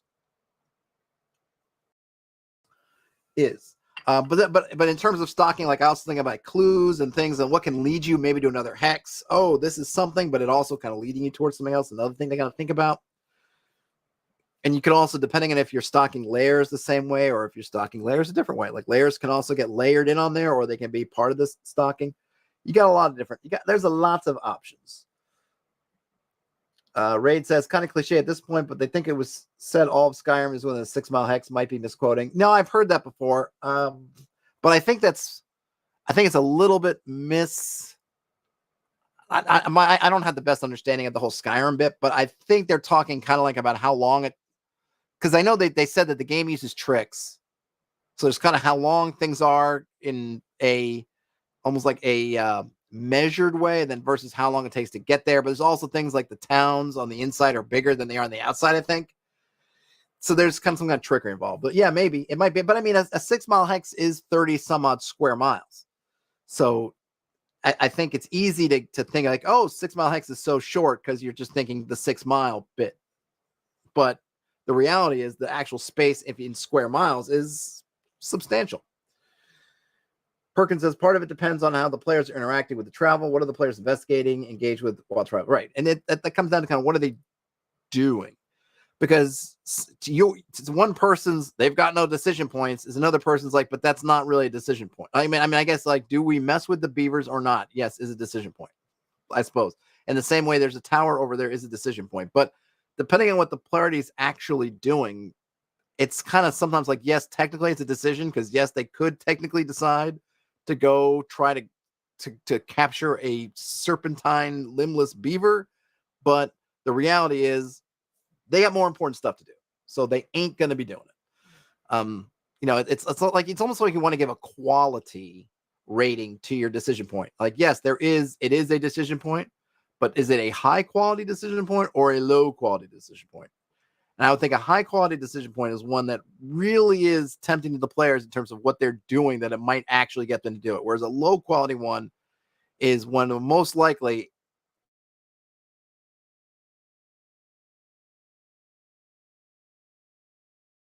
that it's there, but it's not really there, I guess, if that makes sense. And that's not something you can bake into your design for, say, a sandbox. And you might for an adventure, you can whatever, but if it's kind of a sandbox, you can't really bake that in because you don't know what the party's going to be doing. So the one time, in one case, having that tower out there when there's some kind of horrible storm happening and they're being chased by giants, that tower is a much better, higher quality decision point than if they're frolicking across the grassland at this beautiful day and they know exactly where they're going and they want to get there, or there's a time limit. They have to get there before the next day. So you've got the same thing on the map. In one scenario, it is a real meaningful decision point. On the other scenario, it's almost set dressing. Yes, they could technically go, it's not a backdrop. They're not going to run through some canvas and find out it was all a lie, but it's not really something that 99% of the time they're actually going to interact with. Dungeon Master Masterclass says they love using history to inform D&D, but you have to remember that there are no monsters in real history. I think settlement patterns in Europe might look very different if it was full of werewolves. Yes. And they even thought that stuff was out there, right? But yes, if the forests were really had, haunted and had things like that, then yeah, it would totally look differently. But you can definitely, you just, and that's where our imaginations are, right? You look and say, well, this is what it could be if there was nothing going on. And here's what it could be. But even in our world, I mean, they're just, look at the United States and look at there are patterns of where are the people and where are not the people. And the wilderness is essentially where not the people, or at least not big organized settlements of people. Perkins says, if the decision matters or not is where the sweet spot is for running the game. Yeah, pretty much. Yeah, right. Perkins says, or they have run out of food. Right. Another thing, if they're flush with resources, they're going to look at something and say, nah, we're good. If they're hungry and starving, then those beavers are looking like lunch. So, but I think their point is, and let's just finish, keep going, is that it doesn't seem, for the amount of space that they're in, it feels to them like it's not enough. But it's still, I would say that a lot of that is the context. Because if the point of it is going through that hex, then they're probably not sticking around to go see everything. And it's like, like again, walking through, if I go on a hike and I come back and someone says, well, what did you see that was remarkable? Maybe some beavers were the thing that I saw. And everything else is like, well, it's fine, but it was the woods. But I did see these serpentine limbless beavers. Freaked me the hell out. So, it's that context is important because you can walk through some landscapes where there is nothing. Okay, the trees are beautiful. Oh, you see here. But in terms of landmarks or things of like what was your, the moment you had taken a photograph of or something, and then just one. Now, I haven't gone on 18-mile hikes. I mean, I've walked 18 miles in a day. I haven't gone on 18-mile hikes, but I could certainly see that. I mean, I've walked 18 miles through New York City, and granted, I'm a New York City native and I lived there. And at some of those, I'd be like, I only saw one thing that to me was worth mentioning. So that would be kind of similar. Whereas if you're a tourist to New York City and you walk my same route and you're new to the city, you're going to see probably all kinds of stuff that is new to you. But for me, it's like, there was a bum taking a crap in a side street. Actually, there aren't that many side streets in Manhattan, but whatever. Two people arguing. Somebody punched Elmo in Times Square. I suppose everyone would find that interesting. So context matters. All right, let's keep going here. The problem with empty hexes or unfilled hexes or underfilled hexes is that they produce no interesting decisions. Hex crawls are only a useful tool insofar as they are instrumental to creating interesting decisions. But here I would say they're maybe making a mistake because it's not the point of interest is not the only decision point, because we've got navigation and we've got resources. Those are also decision points. Do we take the more dangerous road that's shorter because we don't have the time or the resources to go around? Do we go this way instead of that way? Are we lost? Are we moving? Those are all decision points. It's not just point of interest. And I don't know if they have missed that part or whatnot. But anyway, they continue. The beaver hex isn't particularly strong in this for a few reasons. There's not context provided to create an interesting situation. The beavers aren't connected to the land or the greater world in any meaningful way. The hex is simply far too big to realistically encounter these beavers at any point. Well, this is kind of the gamesmanship part of it. It's like clearly the idea is that when they at least first cross that hex, they run into the beavers. Because it's so to say that the hex is far too big to realistically encounter these beavers at any point, you're kind of missing it a little bit. They're giving you an encounter. It's almost like you have a set encounter for the hex. It's like the first time you enter the hex, you're going to see this. Beavers, limbless serpentine beavers doing whatever. So, right. So, okay. So here's point one. No context. All right. Well, we don't know. So they haven't given us the terrain. So I'm going to assume maybe let's just be kind. And because if they're beavers, so I'm presuming it's a wetlands situation. Maybe it's a lake or a swampy kind of wetlands thing. So and they've put that, because I could see lake. You're a lake hex for limbless serpentine beavers. Okay. I think clearly this is the first time you come through, you do this. I mean, I'm curious how they would take to like wolves on the coast. What's the wolves upon the coast? What am I? Yeah, like wolves. Hold on a minute.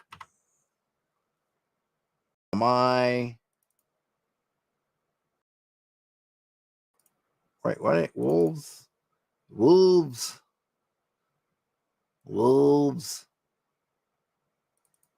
Let me just see something here. So this is wolves upon the coast. I'm trying to see. These are the rules. I don't think that's the Hex-Crawl part. Hold on. Oh, here we go. All Ben.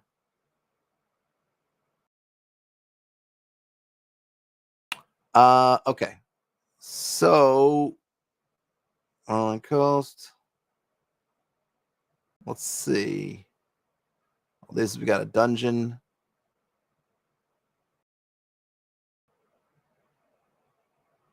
All right, so here's one, right? Now, granted, this is written. So we have this hex, Mugal, I don't know how you pronounce that. Muhalai, I don't know. And it says a stone watchtower in poor repair stands above a small hut and many, many sheep. The sheep are about to strip the island bare of vegetation. Oh, it might be an island, so that's maybe not a good. Maybe this is not a good version because it's an island and it's going to have a lot of stuff packed in there. Let's see about. Oh, we can go back to Ruislip. All right, so there's a beached whale. So yeah, here's the kind of example I was thinking, right? Beached whale.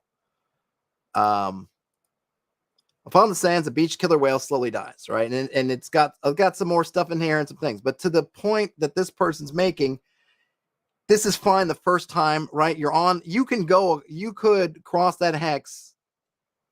I don't know where the map is of that. I think I know I've got a map of it. Let's see, do we have a map? Wolves labeled. Yeah. So if we look at the map here, beached whale is, or in Ruislip, what's the beached whale? 4-7. So 4-7 is here. So we have this beached whale here, where this hex has 4,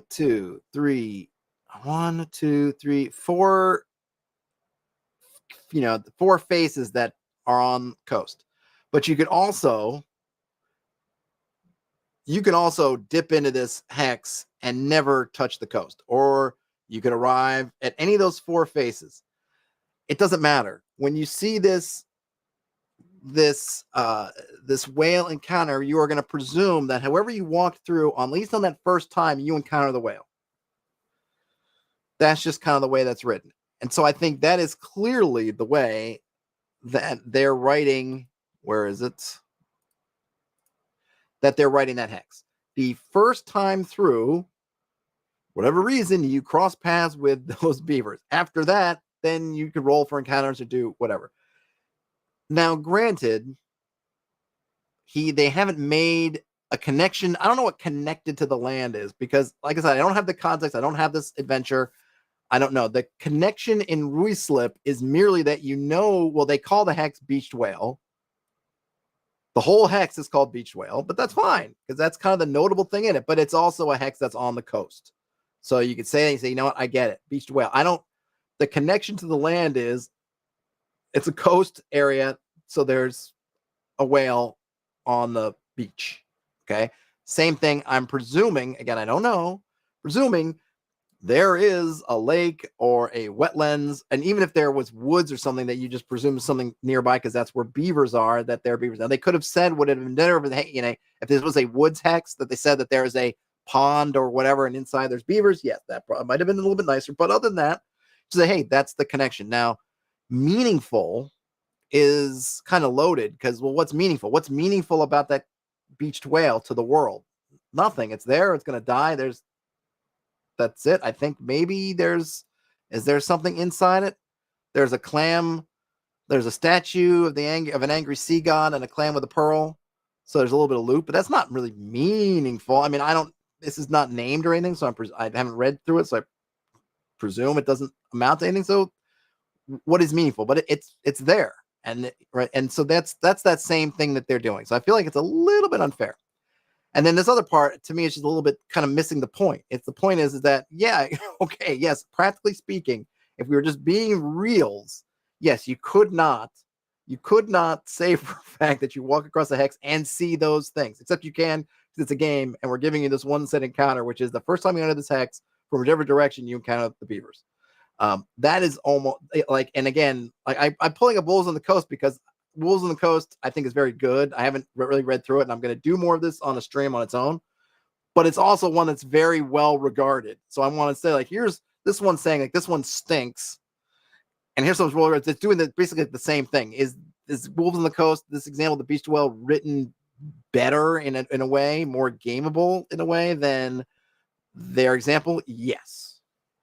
But the same things would apply. If you're going to, I think ultimately, if this person's problem is that there's this kind of not a deep connection, and how would you realistically encounter these in the hex at any spot, then I feel like then you've got problems with kind of hex crawling as it is presented, because that's what landmarks are.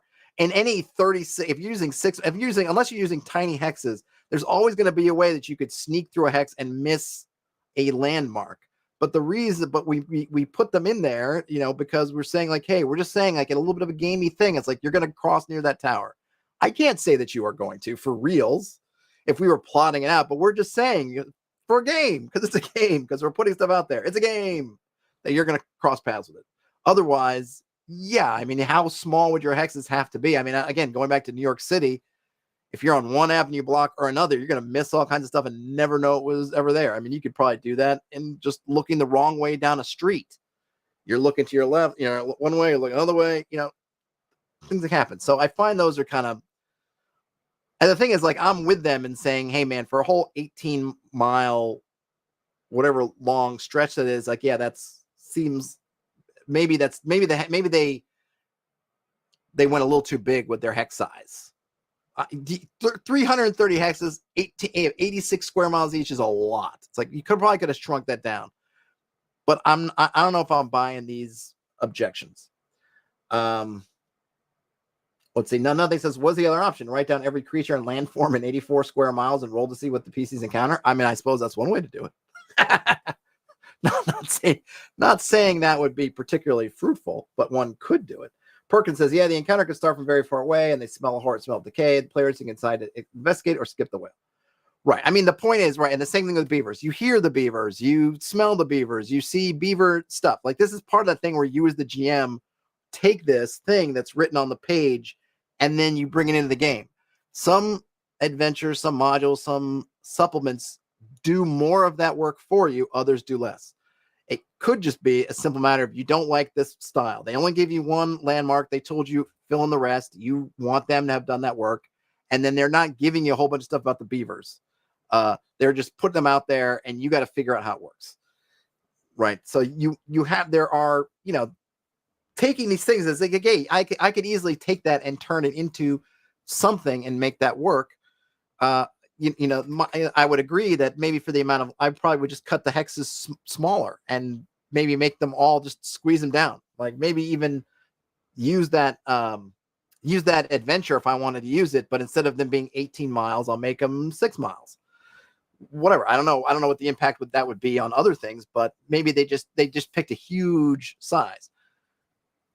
But I think the other thing is that this is the thing that you're assumed to see on your first playthrough. On subsequent journeys in there, like once you see that killer whale, every time you come back to that hex, the killer whale's not still dying. I mean, assuming you wait. Like if every week you came to visit there should be some part out after a couple of days where the killer whale's dead. And then maybe it's there on the shore, and I would, if I'm the GM, I might narrate how it's decaying, or whether it's slid back into the sea, or whether it's been pulled onto the, whatever happens. But once that, and then at some point that whale goes away, then I got to figure out how to restock that hex if I'm going to restock it. Dungeon Master Masterclass says the idea of emergent storytelling is that you put stuff out there not knowing if it is important or not. It becomes important based on the story that happens at the table. Right. And it could be something that, again, I know no context. Maybe there's an NPC that has a bounty out on limbless serpentine beavers, in which case that becomes a connection. Can't say. Hard to know. Darren says, get those creepy beavers away. Sapphire Rich says, 6 months into the campaign, the whale is still struggling. Call PETA. Yeah, call somebody. Call Poseidon. Call Flipper. Call everybody. If we're generalized, okay, so back to the article. If we're generalizing this list out to every empty or underfilled hex, we might come up with something like, first, the hex and its content has no relationship to the rest of the world. It is empty or otherwise causally unlinked from the rest of the world. See, this thing I just don't understand really, and I just went through it before. It's fine to have a web of stuff, but it's also, like Dungeon Masterclass said, that there's an element of this stuff can become part of it. You see what happens with it. You allow connections to be made. You don't have to lock everything into a tight kind of grid or web or pattern. Tara says the whale's been trying to evolve legs the hard way. Could be. Perkins says that their players investigated the whale, they would make it interesting. Some of the size of Godzilla took a bite and huge claw marks across the whale corpse. Yeah, totally. You can do anything. And you can do the same. Like, I didn't mean to sidetrack onto the whale, but like I said, with the beavers example, there are lots of things you could do. They find the beavers, they leave. Next thing you know, somebody's at town saying like, oh man, these legless beavers stole my son or something, whatever. Like you can come up with things, but it's, a lot of this stuff is supposed to be kind of inspirational for you as the GM to figure out how to work, or for your players to figure out like, oh man, beaver pelts are valuable just generally, or I want to coon, a beaver skin cap, not a coon skin cap. That'd be raccoons. A beaver skin cap. So I'm going to grab it, or whatever. Like there's lots of things you could do. I don't know that you need to lock everything into the world. And of course, meaningful way is kind of, well, what is a meaningful way? Because beavers are creatures that exist in this world. There are some. I mean, maybe it would have been, I wonder if, and this should be a thought experiment, I have no way for me to do it, is if that had been written instead of that description into a layer of a creature called the limbless serpentine beaver, and it had been structured like that, would they have liked it differently? Because that's kind of what it is you've run across the layer of these beavers, presumably. Would that have hit them different than this? I'm not sure. Kevin says, yep, this blog author wants everything pre-cooked. Good Hex-Crawl settings of open-ended things that inspire the players, ref, world to knit into the campaign as it exists at the specific table. It definitely seems like they want it very well done as opposed to rare. Perkins says, this is how I use the Judges Guild Wilderlands content. It has hex details. They read it for inspiration and skip what they do not want or like. That's a good rule. Terrence calls out the plutocrats and their beaver hats. Absolutely. All right. Well, let's see if we can get through the rest of this. If the hex has something in it, its chance of discovery is, from a realism or procedural perspective, so small as to make it essentially empty. This then returns us to the previous bullet point. But again, I think they're just missing the point. It is I think as the gamey part of it is that when that thing that's in the hex, you discover it. I don't know if that, again, and I don't know if this would have hit differently if that's just had been made an assumption.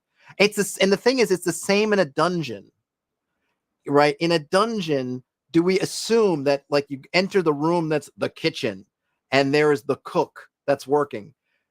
Is the assumption that the cook is in that kitchen 24/7 every minute of the day, never takes a break, never goes to take a piss, never goes to sleep? Is that the assumption?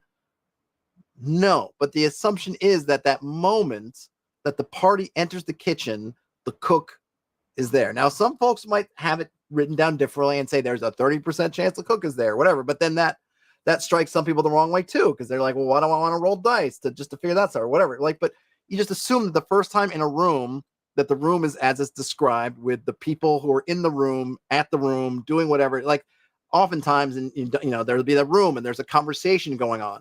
When the party gets there, they're having that conversation. Are those two individuals in that room stuck in some kind of weird temporal loop until the party shows up? No, but you just assume that this first time they get to that door in that room, then they're having that conversation. If the party leaves everything alone and comes back, they're still not having that conversation in the room. That's already happened. But we just assume then this first bit, this is what you encounter. And it's the same thing. I wonder if it's throwing them off that it's a big space, because they could say like, well, it's a room and it's enclosed and it's small, but this is 86 miles. But the same thing. It's just a gamey thing, a meta thing to put this thing out in front of your party.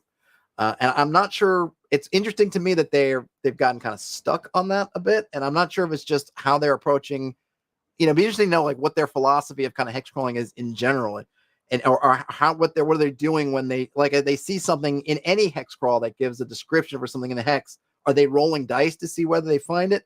Because at least my assumption always is again, first time into the hex, that's what you're seeing, and then after that you figure it out. But maybe I'm looking at it in a certain way, and that a lot of people take those descriptions and then they roll to see if their party finds it. I mean, I'm not saying that that's wrong, or I'm not saying that I'm right. I really am not sure, but this definitely seems to be an approach that this person's taking to hex crawls that is not one that I take. Mark says Roger Rabbit could only get out of handcuffs when it was funny. Yeah, I remember that. It was a good touch. I love that movie.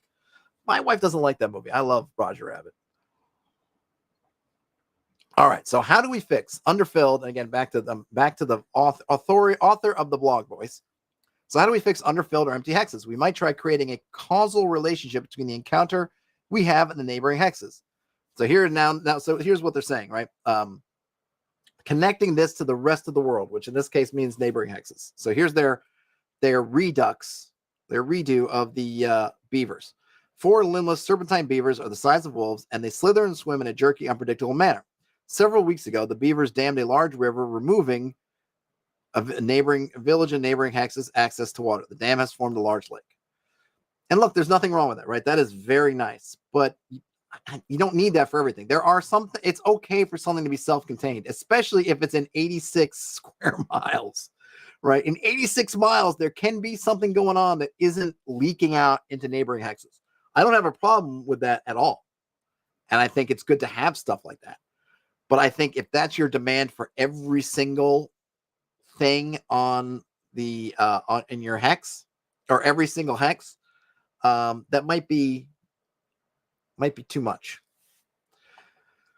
Now he's going to kind of walk through it. This attaches the beavers to a web of causality, hopefully present in the rest of the world, and gives players a large landmark to use for navigation. If the beavers are killed and the dam raised, it affects something else in the world and creates a narrative. But as other folks have pointed out, you can be creating your own narratives with the stuff. But as someone mentioned, this person wants a lot of this. I mean, look, which is fair. It's totally fair. They want it cooked. They want it very well cooked and seasoned and ready to serve. Contrary to what the bullet points might imply above, not every encounter needs to be causally linked to something else actively happening in the world. Consider another hex from the Isle of the Unknown. All right, so now he's saying you don't need every hex to do this. So let's see what another example is. Dungeon Masterclass says the encounter can be improved by doubling the amount of hex describing it. I'd hope so. Well, it doesn't always improve it, and I think that's a fair. I mean, look, this stuff is commercially done, right? People are Isle of the Unknown is a product that's being sold, right? You are spending money on it. So I have no problem in someone saying, look, you could have spent a little bit more time fleshing this stuff out. It is a style thing. Some people like, Brian Smith, when we were yesterday or whichever day we were looking at under the moon dial, the house under the moon dial. It was so dense with material, and Brian Smith said, hey, this might be too much. I want it short, and memorizable. Like I want something just, give me the fact, just the facts kind of thing. So, that's a style thing. But now they're saying, okay, we don't need to have everything causally linked, which is good. So here's another example from that same adventure, which I think right. They says Isle of the Unknown. And that is, okay, so here's the quote. A 20-foot tall statue of iron depicts a smith raising his hammer above an anvil with the lettering that reads, touch not the treasure. An illusory hoard of wrought gold and coins surrounds the anvil. If the illusion is touched, it vanishes and the statue animates and attacks with his now red-hot hammer. The illusion will return 1 hour after vanishing. All right, so now that's from the Isle of the Unknown. Now, the commentary is, this hex is pretty mediocre by itself, but in the greater context of the isle, it's actually pretty solid. All across the island are these magical statues, sometimes trapped and sometimes enchanted with beneficial magic. While it isn't directly linked to another hex in a gameable way, the encounter does contribute to an overarching theme of the island. While it's still relatively small given the size of the hex, the connection to the rest of the Hex-Crawl compensates in an acceptable way. So I think that's fine. I still think they're getting caught up in its relatively small bit, which I just don't think matters, really. I mean, obviously it matters to them that they have this thing of the realism. It's real, right? It's got to be realistic in terms of the size of the hex and the landmark. But to me, that's a non-issue. Again, the first time you enter the hex, you're going to see the landmarky thing. After that, maybe you see it, maybe you don't. Maybe you see something else, maybe you don't. But the first time you see it. That's it. So then that part to me is like a non-issue. I don't care. And now I do think it's good. Then the pointing out I think they do is a good job is that what is the theme of the region and how does this feed into it? If you have a haunted wood, let's say, how do these different things you're encountering in the forest reinforce this theme of it being a haunted wood? I think that's a very positive thing here. So obviously on this island, these statues are part of the theme in the island. So they all do things. And so you find them, they do things, right? That's cool. In summary, underfilled or empty hexes are hexes that have no relationship to the world or greater area or whose size makes any relationship difficult to easily discern. To fix this, connect the encounters to the hex to the neighboring hexes or larger themes of the Hex-Crawl. All right. So, and again, I don't think this stuff is bad, but I don't know that I guess ultimately I don't feel nearly as strong on some of this as they do. So Rich said spooky beavers asking for candy. Yes, indeed. All right, this is the second thing. So the first thing was empty or underfilled hexes, the few decisions. which, like I said, the thing is the few decisions. I think they're looking at that your only decisions in the Hex-Crawl are points of interest. And I don't think that's true. Or I don't agree, but they haven't, they on oftentimes with kind of a blog post, they haven't really gotten into it. Like, here's what I believe about hex crawls, but they just kind of going into it. So that's the first one, right? Not enough decision points because they're underfilled, which I think is a non-issue, or they're disconnected, which I don't really think is a big issue either, because you can make those connections come up during play. There's room to make it. I do think that the point about being thematic is good.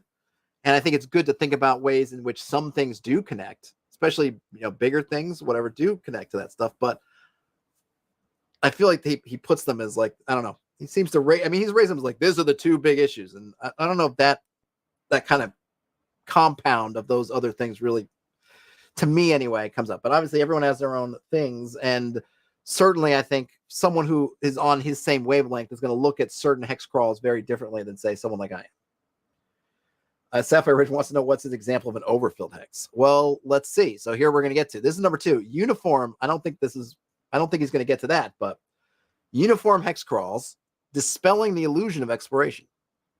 Let me zoom in a little here, by the way. Let's see. Oh, there we go. Hot Springs Island is probably the best hex crawl in the OSR space.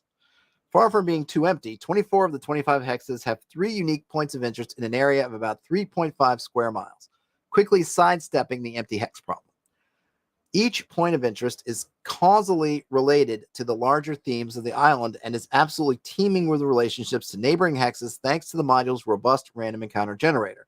So it's something he didn't touch about, or they, I don't know if it's a he or she, they didn't touch about earlier was, and this is important too, which I didn't even think about, is, well, are you supposed to be rolling for creatures while you're in there and things like that? Because it could be the empty hexes are not necessarily empty because it's just there's no landmark, but there might be creatures in there. And depending on the context, is not if the problem is, on the one hand, I have a small thing in a big hex area, how would I ever find it? Then it seems to make more. Then it seems to me that you could have a hex that has nothing notable in it, not so much because there's nothing in it, but just that there's enough room that you can maneuver around and never see something in it. So it's kind of a weird, almost like a little bit of a weird spot to be in. But this clearly seems to be, if not overfilled, then maybe we're running into something like, maybe this will be their overfilled thing. Actually, I don't know. Let's read it. Let's see. Okay. In addition to all of this, the book even lays out how the referee is expected to run the hex crawl and reveal locations to the players. Yeah. So I guess just to go back to this, they didn't give any context of if Isle of the Unknown or whatever it's called has a wandering creature thing that's supposed to account for some of this, or if they lay out how to run the hex crawl. Unknown. Maybe the idea is that they didn't, and that's why they're pointing it out here. I'm not sure. Sapphire Ridge says, does he want the whole map pre-stocked? Burnout workload. Maybe, but I mean, you're buying a product, right? So that's what they want on their product. That's fine. I think I do think that some people do want that, and I'm not angry at them for it. It's a stuff, right? What you want, and if you're paying money, you put your money where it's one thing if you're demanding this of yourself or of something that's free. Somebody posted this on Dragon's Foot, and it doesn't have all this stuff, and I'm mad as hell. Like, well, they posted it for free. What do you want? Do with it what you want. On the other hand, if someone's posting up something that they're kickstarting and it's $50 hardcover that's 800 pages long, then you say, hey, yeah, if I'm going to spend my money, that's what I want. So yeah, he's looking at commercially released products here. I'm back into the blog author voice. I'm running Hot Springs Island for a group of my friends, and it's going really well. It's probably the most excited I've been to run an OSR module at all, which is no small achievement. My players, however, quickly picked up on the fact that there were exactly 3 locations in every hex and refused to spend any more time in them once they had found all 3 locations. This creates a loop that, to me, feels formulaic and undesirable. The party will spend 3 watches exploring a hex in totality, dealing with encounters as they come before moving to a neighboring hex and repeating the same process. While this process only lasted a few sessions before they got scooped into the faction play, it left a very sour taste in my mouth. If each hex has the same number of discoverable locations, and those locations are, for the most part, easily found, it is in the party's best interest to create a procedure for wilderness exploration that bypasses the interesting choices created by correctly stocked hexes. The decisions made by the players aren't made from knowing something about the world, but instead from noticing a pattern in how the module is written. Putting this in bullet point form, a hex crawl suffers from the uniformity problem when, first, the hexes have a static number of points of interest that aren't immediately obvious, and then second, the static number, if it becomes noticed, creates a gameplay loop that is not based on the world, but the way in which the hex crawl is written. Notably, I don't think all hex crawls suffer from this problem. Hideous Daylight has exactly 1 point of interest per hex, but when I ran it for the same group of people, their choices about navigating and exploring the hexes were based off their goals and the landscape rather than the understanding that there was only 1 point of interest per hex. Because they had essentially the whole hex in view, they never had to spend time looking through each hex to find stuff. Perkins says, yes, seems like they are being a bit mechanical in how they are representing the world to the players. Sapphire Riz says, just improvise additional features. And then Perkins also says they ran only the 3 bits in each hex and did not bring more to the hex on their own. I mean, yeah, there's definitely, right, how you run this is going to be something. Like, yes, if it becomes apparent, I mean, this is something that, right, you introduce the party to the, okay, you can spend a day and that will fully explore the hex, then, yeah, and maybe it does behoove them to fully explore the hex. I mean, yeah, and you can also, obviously, varying, the interesting thing here, right, is, okay, varying the amount of things per hex might mean that there's 0 things in the hex, but the party spends time looking for it. So that actually, what he's talking about here actually feeds into a reason why having some empty hexes is a positive, because it introduces that risk reward. The risk is you spend all day with the resources, time, encounters to explore hex and find nothing. You might find 1 thing, you might find 2 things, you might find 3 things, you might find 4 things, you might find 0 things. So if he had applied, now obviously it seems like there's a chronological piece here where they're running Hot Springs Island now. So Hot Springs Island, it's the now, and they ran Isles of the Unknown in the past. If they had used something similar, like that procedure that they're using for Hot Springs Island in terms of exploring in Isle of the Unknown, they might have found that it worked differently because the party might have tried to game that only to get burned by making the wrong guess. Right. But, you know, I don't have Isle of the Unknown, so I can't even, I have no idea what tools that brought to bear. To solve this issue, just randomize the number of locations in each hex or make them all visible from the get-go. Randomizing the number of locations creates an inherent uncertainty in spending time to further a hex. Whereas with a static number of points of interest, the party knew that they could spend a specific amount of time exploring and expect a guaranteed return on investment. The randomized number means that they risk wasting time and resources if they have fully explored the hex. Making each location in a hex visible from the start will also solve this problem, since the question goes from, is there stuff here worth exploring, to, in what order do we interact with the points of interest? I mean, I'd only want to do the visible from the start if you were from the air or something. I don't know how else I would have that. You know, if you're a ye old, we're running from an airship, so we get a real big top-down view, I might do that. I don't know Hideous Daylight, so I'm not sure how that would work. Yeah, Sapphire Rich is making them visible removes mystery and exploration. Yeah, it just becomes a little bit of a different game. Obviously, I guess in that case, it doesn't. Exploration isn't so much the thing. Okay, so in summary, hexes suffer from the uniformity problem when the number of locations in a hex is a greater factor in the player's decision-making than the actual contents of the hex itself. This can be solved by randomizing the number of points of interest in a given hex, or revealing all the points of interest in the hex when it's first revealed. I mean, I think the other thing is that, like he mentions here, he kind of answers his own question. If you had, if there was more factional stuff from the jump, because they say, where did they say it? They said, here we go. While this process only lasted a few sessions before they got scooped into faction play, right? So this only was an issue for Hot Springs Island before faction play. So another, I mean, it's called a workaround. And I have Hot Springs Island at home. I don't have it here. So I don't know if that's intentional that you do some exploring before you run across the factions. But another thing would be is to get them working on stuff like that, embroiled in that stuff first before you put the exploration part out there, so that they're not just able to be methodical like that. But of course, time pressures and other things can do that too. What do you find? What's the first thing you find? Do we have time? Because the other thing is, if you have unlimited time and unlimited resources, that, yeah, fully explore. But if you're bounded by your resources, can't make that. You can't do that. Just like in a dungeon, sure, if you have unlimited everything, you just open up all the rooms.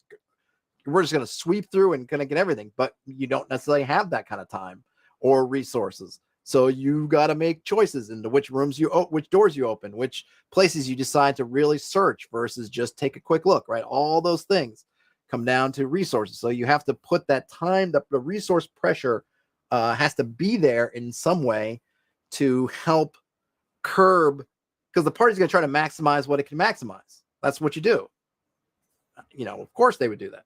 So but limiting, having limits or showing the limits or enforcing the limits on resources can help curb that behavior of, we're going to maximize everything we can, because why not? You can always take 20, take 20. Hey, Brian Smith. Oh, boy. Just never going to get those 2 hours back from the driest work meeting ever. I know how those things are. Perkins says, it seems like they're missing the point of improvising content and interacting with players during play. It feels like a bit, but they are talking about things that they're buying, products that they are running. So it's an interesting point of view. The one I'm just fascinated by is that this idea of the thing, I think people get caught up in the size of the hexes and like the realism part of it. And I think you just got to kind of put that in the back of your mind. And not, you don't remove it entirely, but don't let the realism part get too far in front. And I think when you're looking at it, and I don't know, I'm assuming this is a pay for thing, but I'll just do a quick, let me just see if it's out there. We can maybe take a quick look. I don't have unlimited time. Let's see if it's Isle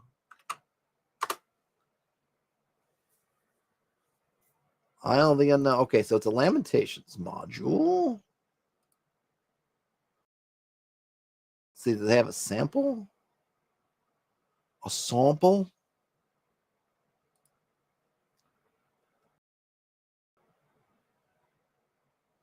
Okay, that's all right. So let's see. I'll just bring this.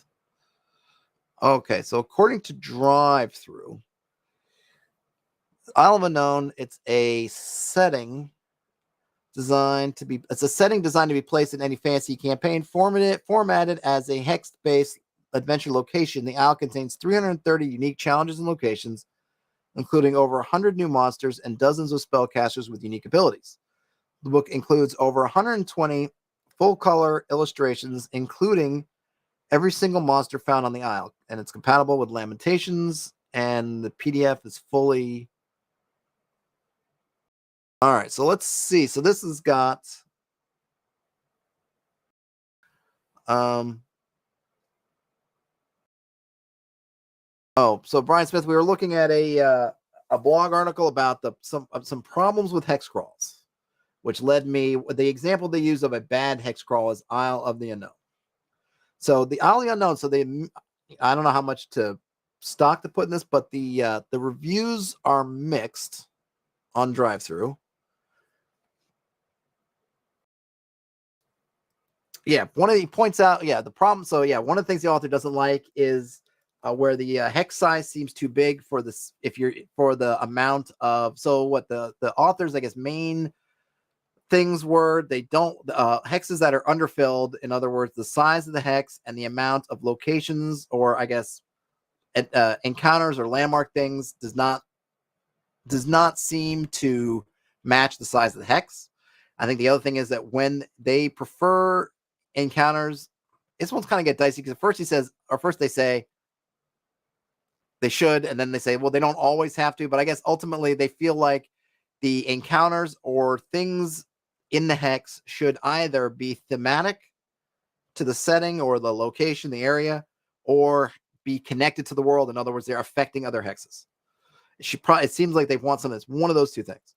And then the kind of the opposite side of the spectrum, that they should not appear uniform, so that if they're uniform in terms of contents, so that uniformity doesn't become a pattern that's discovered by the players, and then they can try to exploit, not because of world knowledge, but because they know that they see the pattern. Sapphire Ridge says that when hexes are empty, they populate them on the fly or roll a 1 and a d20. Yep. I mean, there's tons of different methods for stocking and restocking, but obviously this person feels like for these commercial products that they shouldn't have to do that work, or they don't want to, or they don't believe in it. I'm not sure exactly which one, but they clearly it's something that they're not interested in doing, or at least that they see that they see the lack of those hexes as the product, not like they don't like it seems like one of the things was that when they feel like the product is pushing work onto them that they feel like the product should have done. So I think they would say that, well, yes, I could do that stuff to populate these empty hexes, or the author could have just properly filled the hexes, right? I think that would probably be what they would say. All right, so here's this one review of this, and we can just see, that's interesting.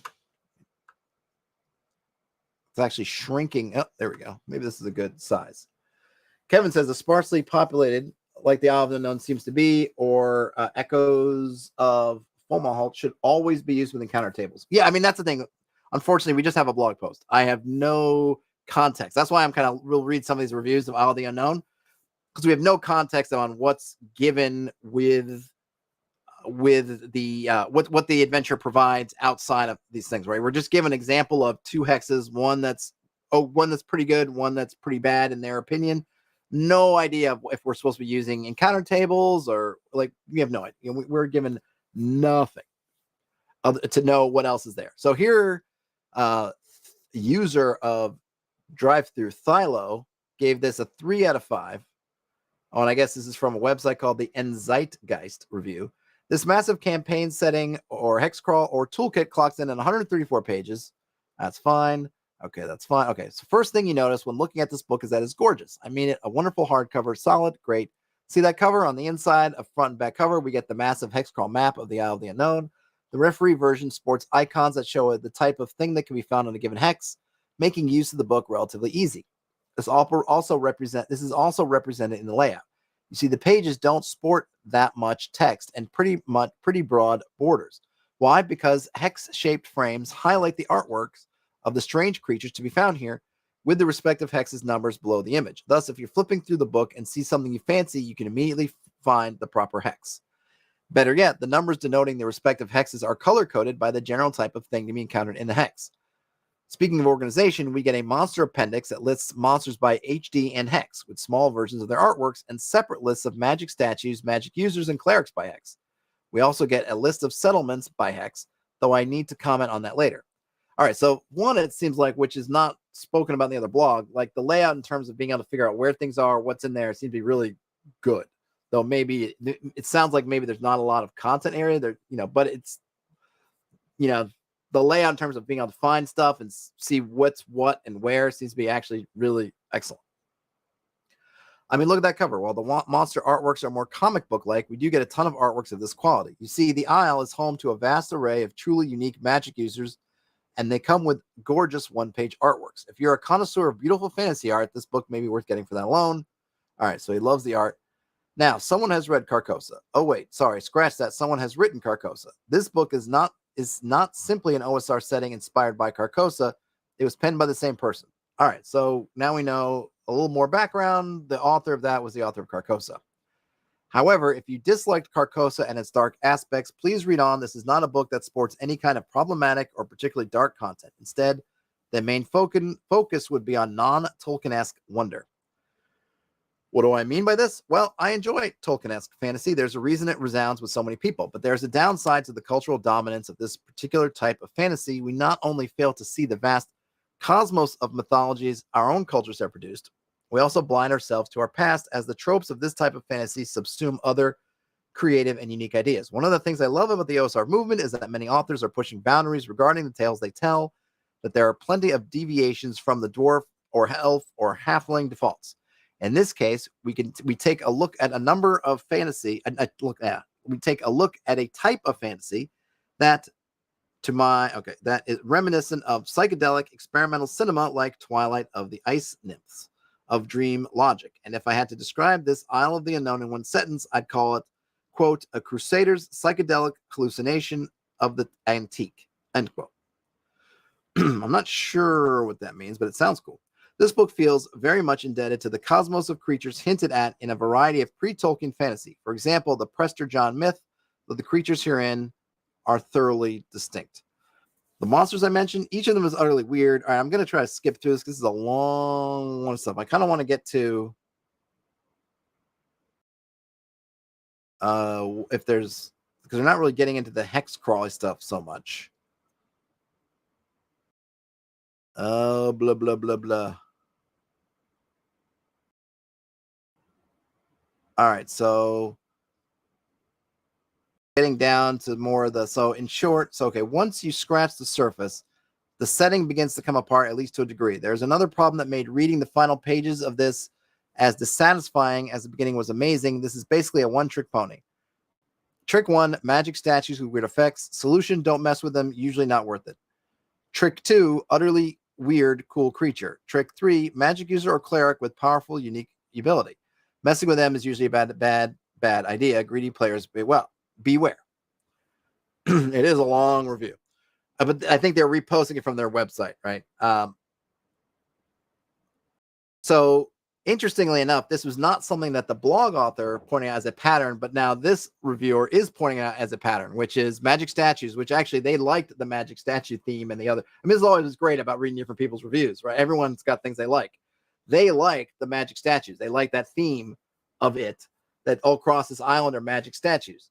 I think this person maybe doesn't like it so much because they're looking at it similar to the pattern that the blog authors players kind of picked up on in Hot Springs Island, which is statue weird.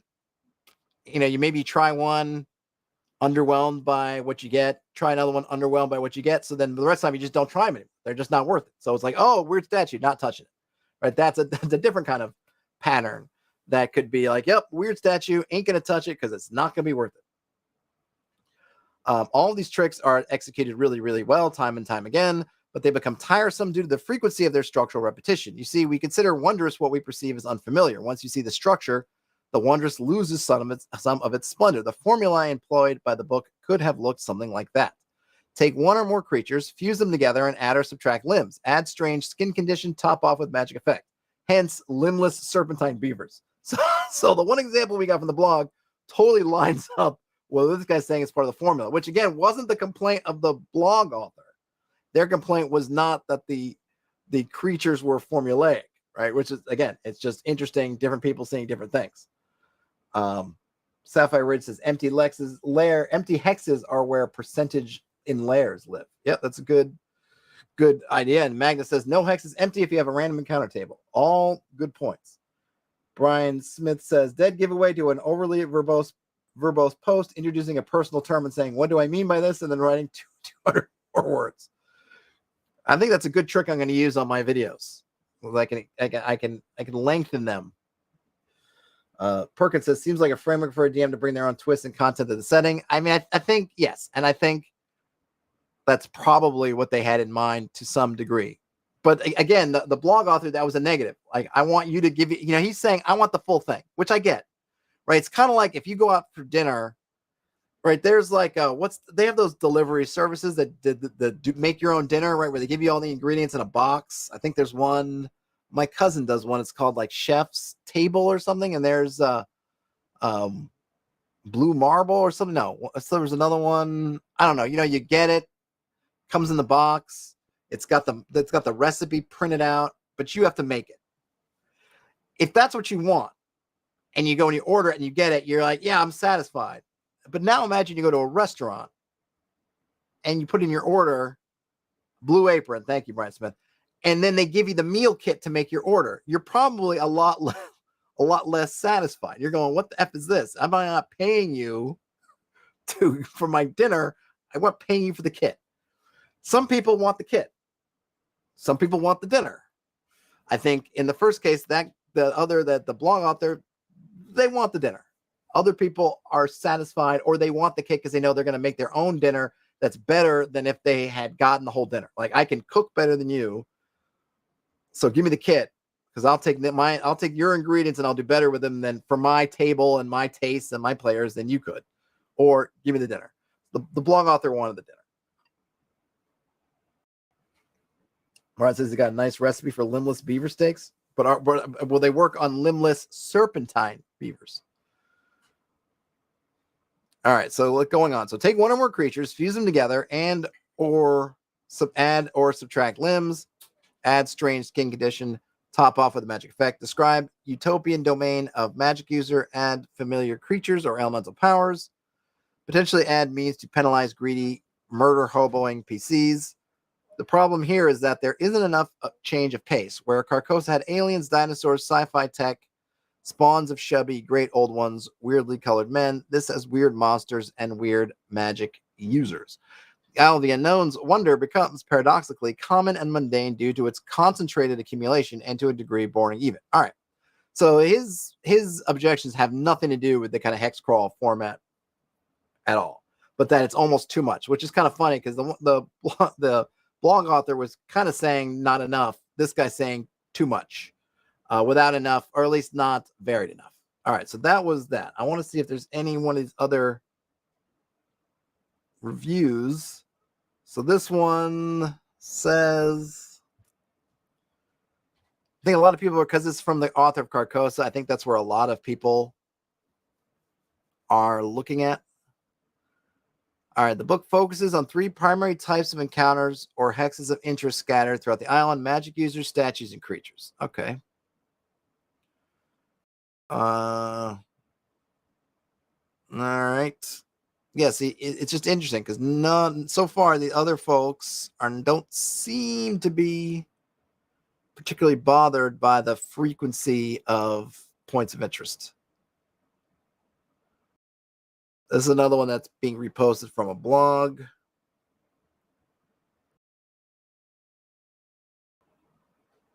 All right, so this one kind of seems to suggest that it is more filled. So in this review, the author says the actual gaming content of Isle of the Unknown is quite different from anything you have encountered prior. Each and every one of the hex panels on the map is described, some with a couple of sentences, others warranting fairly long paragraphs. The encounters each hex contains are beyond varied, drifting from brutal combats with fairly normal opposition to Dadaist situations that play like a D&D version of a Dali painting. There is no overarching metaplot to be explored in the next book, no sensitive portrayals of the life cycles of orcs. This is old school encounter style gaming. So that's interesting because that seemed to be not what the other person's experience was. But again, they might have been picking out the encounter part and not the descriptive part. And I might be a little bit unfair. If each hex is described, but it doesn't have necessarily an encounter in it, they seem to just reject that as being empty, which was maybe not fair. Okay.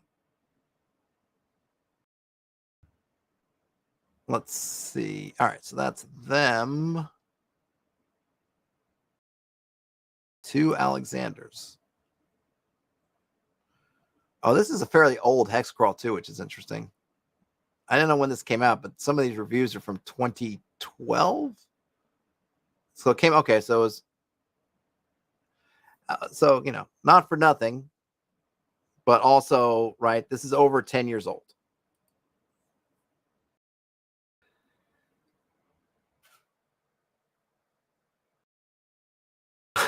Magnus, that's a little cold. Magnus said, TLDR, I took the time to write a dissertation on what I wish a Hex-Crawl module was like instead of putting that effort into making one myself and being the change I seek in the world. I mean, yeah, look, we could all do that, right? We could all, but, you know, I think it's fair because there's someone who's out there that's going to see that and say, I'm going to try to make that thing. I agree with that person. I'm going to try to do it, you know, whatever. And it gives us something to discuss.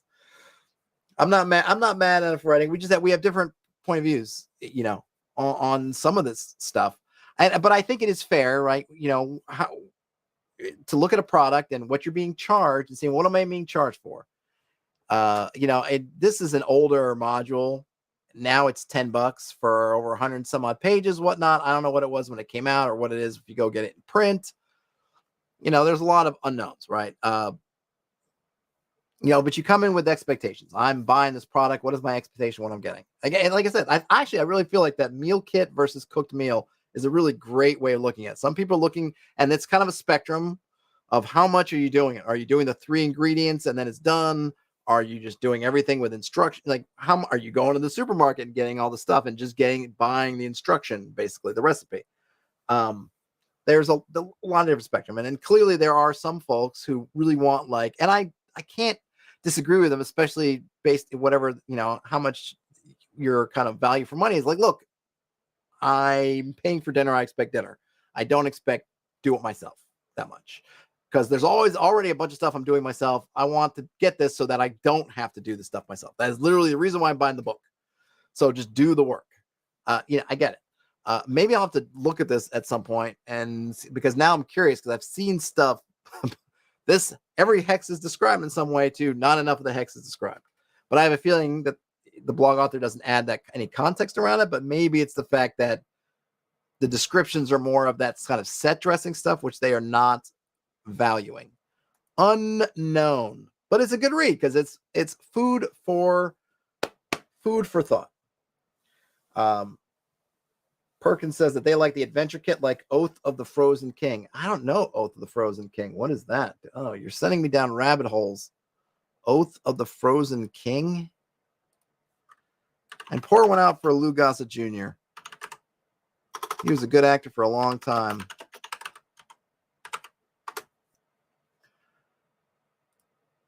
Oath of the Frozen King.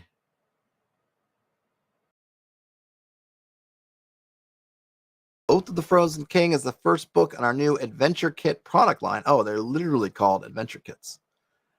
We've created a versatile, flexible framework for you to build your own adventures quickly and easily. The Oath of the Frozen King Adventures Kit boasts replay value that is virtually unheard of in a role-playing game product. That's a high bar you're setting.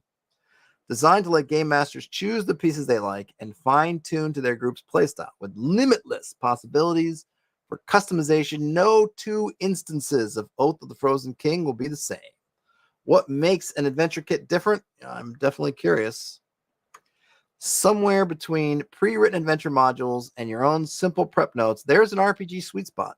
Adventure kits from Absolute Tabletop provide versatile, flexible frameworks for role-playing game adventures. Inside an adventure kit, you'll find everything you need to craft endless adventures for your favorite role-playing game. A ready-made setting ripe for adventure, an easy-to-use reference adventure overview, full-color maps, modular adventure elements that fit together seamlessly in any combination, 6 robust locations with sights, sounds, and sensations, 7 challenging encounters, including combats, environmental hazards, traps and puzzles, and climactic boss fights, 6 non-player characters, complete with descriptions and secrets, simplified monster stat blocks for easy, fun encounters, a massive toolbox of random generators for loot, monsters, skill challenges, traps, NPCs, and much more.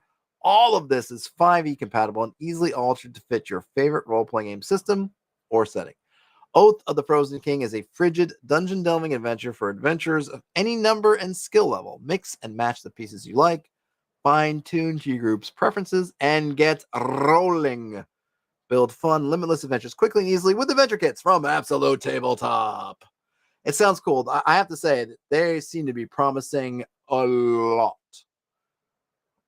But the numbers of stuff is not, I mean, not that you can't make the stuff, but like, we're talking 6, 7, 6. So I'd be curious how they fit together. 6 locations, 6 encounters, 6 NPCs. So it's not like it's a super, I mean, that's, you can look at it, you're good or bad, right? Either they're talking about limitless, but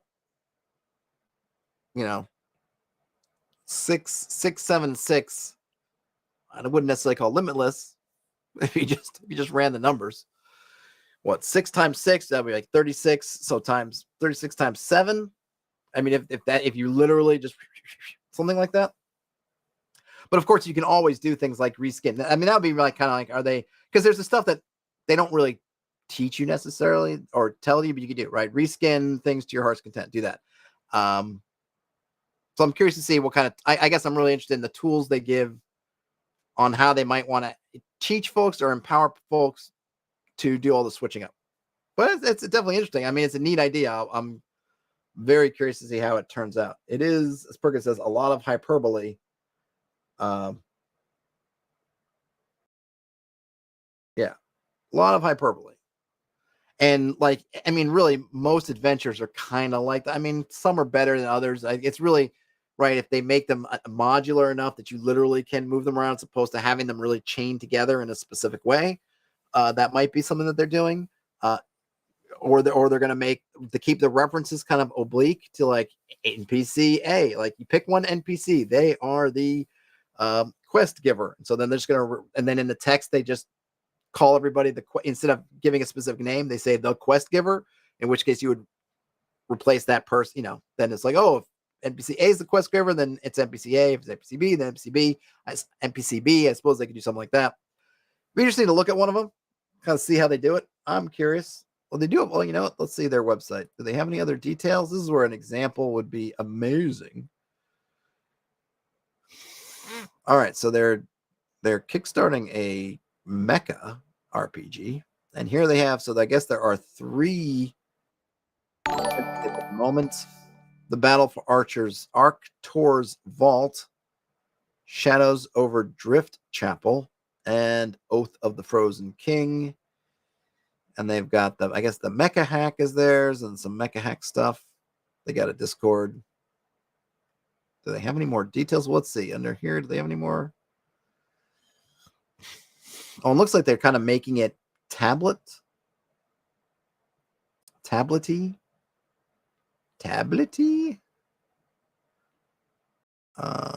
Okay, they don't have any. Well, let's see. Do they have it? This is a thing, but I don't think it's. Oh, you know what? Hold on. Am I in? All right, so let's see. Because the Edge now says it can do something called, was it magnify? But I don't see it on here. They were just telling me, oh, we got a new feature in Edge. It got magnify. Well, where the F is magnify? Am I missing an open sidebar? No. It was just telling me I am in Edge right now. Yeah. Where the heck? Man. You were supposed to. What happened to magnify, Edge? You lied to me. Oh, well. Can't magnify.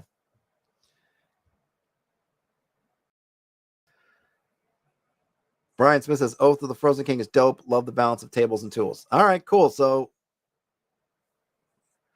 I'm probably going to shut her down in a few minutes, but I know I can inspect. I can do. Oh, I know I can expect and then try to find the image somewhere. Where is the image? So here, yeah, there it is. Just was trying to avoid it. So Brian Smith, what did you like so much? What did you like so much about it? So here's, we can see it's kind of fuzzy, but we can kind of see it. Follow your inspiration. All right. So we got some encounters. Maybe I'll need to see if they can, maybe I'll reach out to them. I'm not playing 5e. I'm not running 5e. I don't really, I know they say I can convert it, but I don't see the need. I don't feel like buying it just for these purposes. But if I can maybe talk somebody into letting me see a digital version of it, then maybe I'll give it a look. Because I like the idea of the kits. It's kind of a cool idea. And if Brian Smith loves them, then they can't be awful. Kevin says from farm to table. Nice.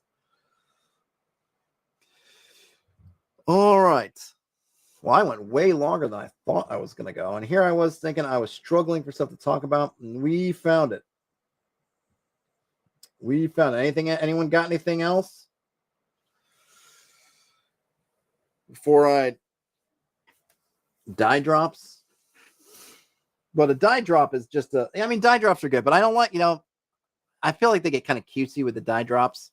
They're fun. But I don't always have the space to do a die drop or the thing to do it. And I don't, so as much as I like them, sometimes I like it where it's like, because I'm like this. I'm working at my computers. I'm like, all right, I may have a tiny little area here, or I just want to do it digitally. It's like, how can I die drop if I'm working digitally? I don't know. Hey, Seafaring, you are welcome. Spring break. Yeah, my niece and nephew in the UK are on their spring break, but my daughter's spring break isn't until later. All right, folks. Well, cool. I guess I answered all questions. I have solved all problems, at least for the next few minutes. So, folks, obviously, if you're in here live, have a great weekend. If you're watching or listening to this later, have a great rest of your day or night, whatever that is. Beyond that, game on, everybody. And I'll talk to you later. Bye now.